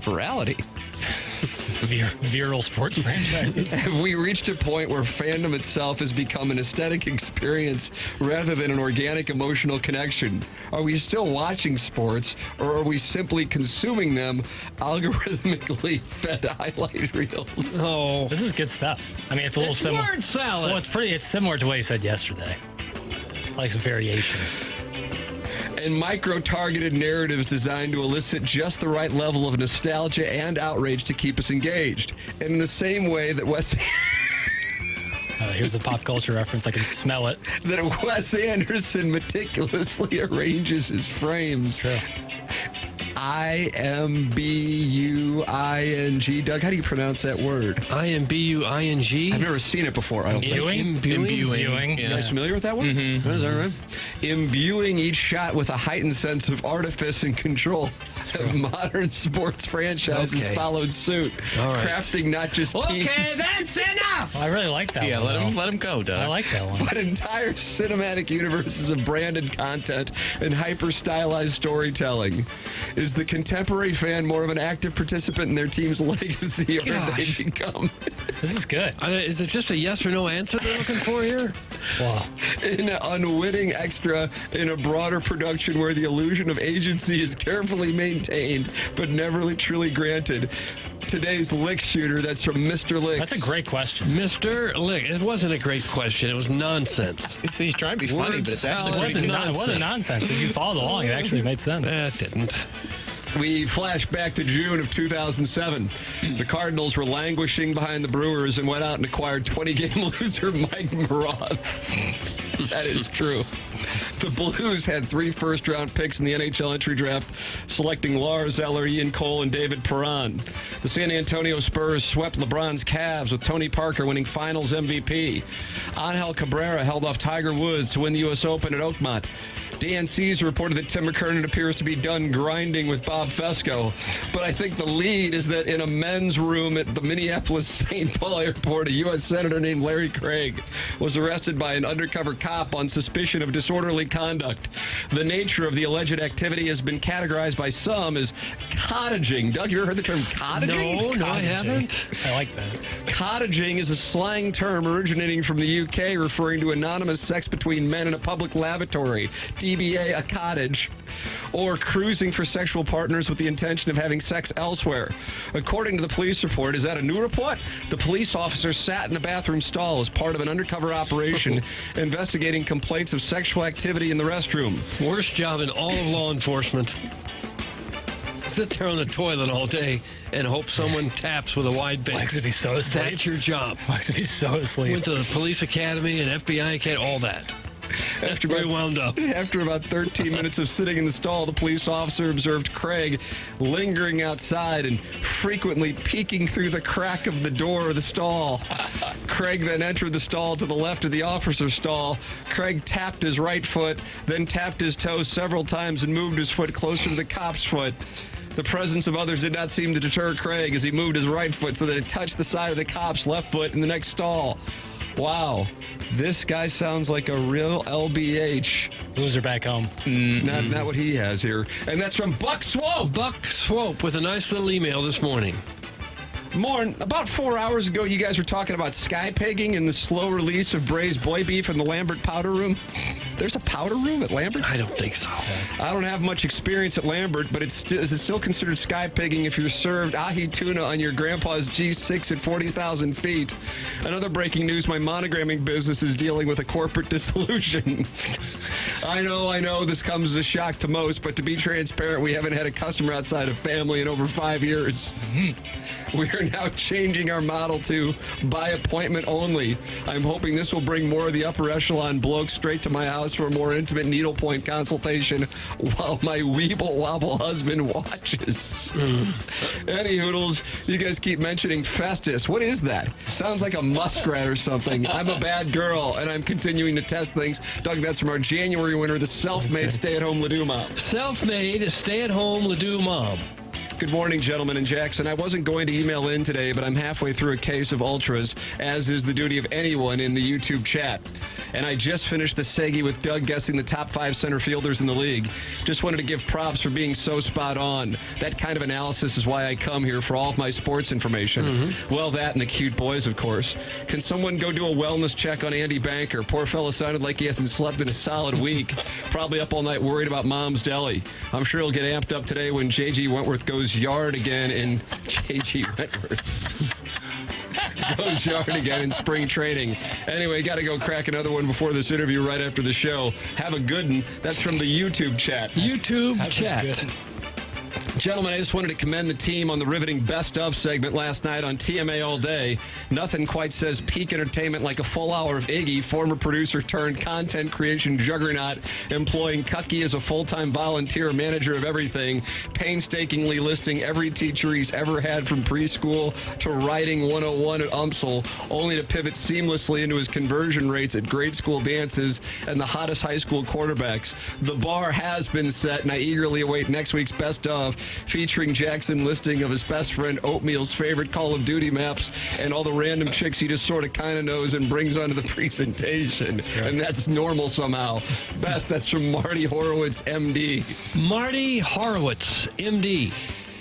He's new. Today was eye-opening. We got some earth-shattering information about Martin, and I may never recover. Turns out Kilcoyne is a dirty little sky pig. He likes to purchase airport hamburgers, patiently wait until the plane is soaring through the clouds, and then dig his grubby snout into lukewarm fast food 90 minutes later. There's no better way to kick off a flight than with some casual food poisoning. Martin also bragged about dropping mud in a women's restroom. That was a rather remarkable confession. What's more, Martin recently admitted to stealing loose, unmarked pills from his coworker's backpack while Jackson was busy standing in Martin's murky shower water. Oh, couple it with Jack, the fact that he misses 25% of the show every single day, and it finally dawned on me, Martin has fully transformed into Iggy. Of course, all of this is overshadowed by the fact that Jackson thinks Paul McCartney was married to Linda Ronstadt. Kind of like the time NBA boy thought Burger King was a British restaurant because there's a crown in their logo. That's not why I thought that. Jackson's faux pas will be forgotten, though, because we were too busy staring at the random dudes rattling HVAC ductwork, apparently doing some kind of wild science experiment in the back of your studio. All's well that ends well. It's from the JV golf coach. JV golf coach. And finally, when I wake up in the morning and the alarm gives off the warning, I don't think I'm going to make it on time. This little number played before the real high school hijinks show. The real question is, how does the cast align with the greatest documentary of all time? Tim is clearly the alpha male, so he can be Zach Morris. The chairman looks stout enough to be a Mario Lopez lookalike. Doug puts off a strong Mr. Belding vibe. And Pistol Pale can be Screech. Damn it, I knew I was going to be Screech. Because he's always the whipping boy on the text inbox. That leaves Martin. Maybe he can be Rod Belding, the much cooler brother of Dick Belding, but he's always leaving before the episode ends. Anywho, if you're looking for the top Cardinal parody song, look no further than the Macarena spoof by Tony La Russa, squeezing out the winds like an automatic juicer. Cheers, that's from my cousin Vinny. My cousin and Doug, Vinny. that's what we have for the Design Air Heating and Cooling email of the day. A lot to choose from here today. I What feel you like got? it's the strongest batch we've had in a while. Wow. Dense batch. Big endorsement. Could have voted for several, but I'm going to vote for the JV golf coach. I like what this Tuesday lick shooter's doing. I'm going licks. I like the JV golf coach. Jamie Golf Coach. Congratulations. And he presented Mr. Licks from winning because Mr. Licks was going to get my vote. Wow, JV Golf Coach just took the lead on Buck Swope with that win. Yeah. Wow. This is a great battle. Though. This is fun. There's 3 or 4 could have won this. Tip of the cap to the audience. You can always email in anytime the morning after at InsideSTL.com. Time for us to shut it down. BK and Ferrario are up next. For Jackson, Bennett, Burkett, for Chairman Kurt, for Martin Kilcoyne, for my brother Kevin, for Douglas Elvin, Vaughn, and Tim McKernan. This has been the morning after, presented to you by Brown and Crouppen on 101 ESPN and the TMA STL YouTube channel.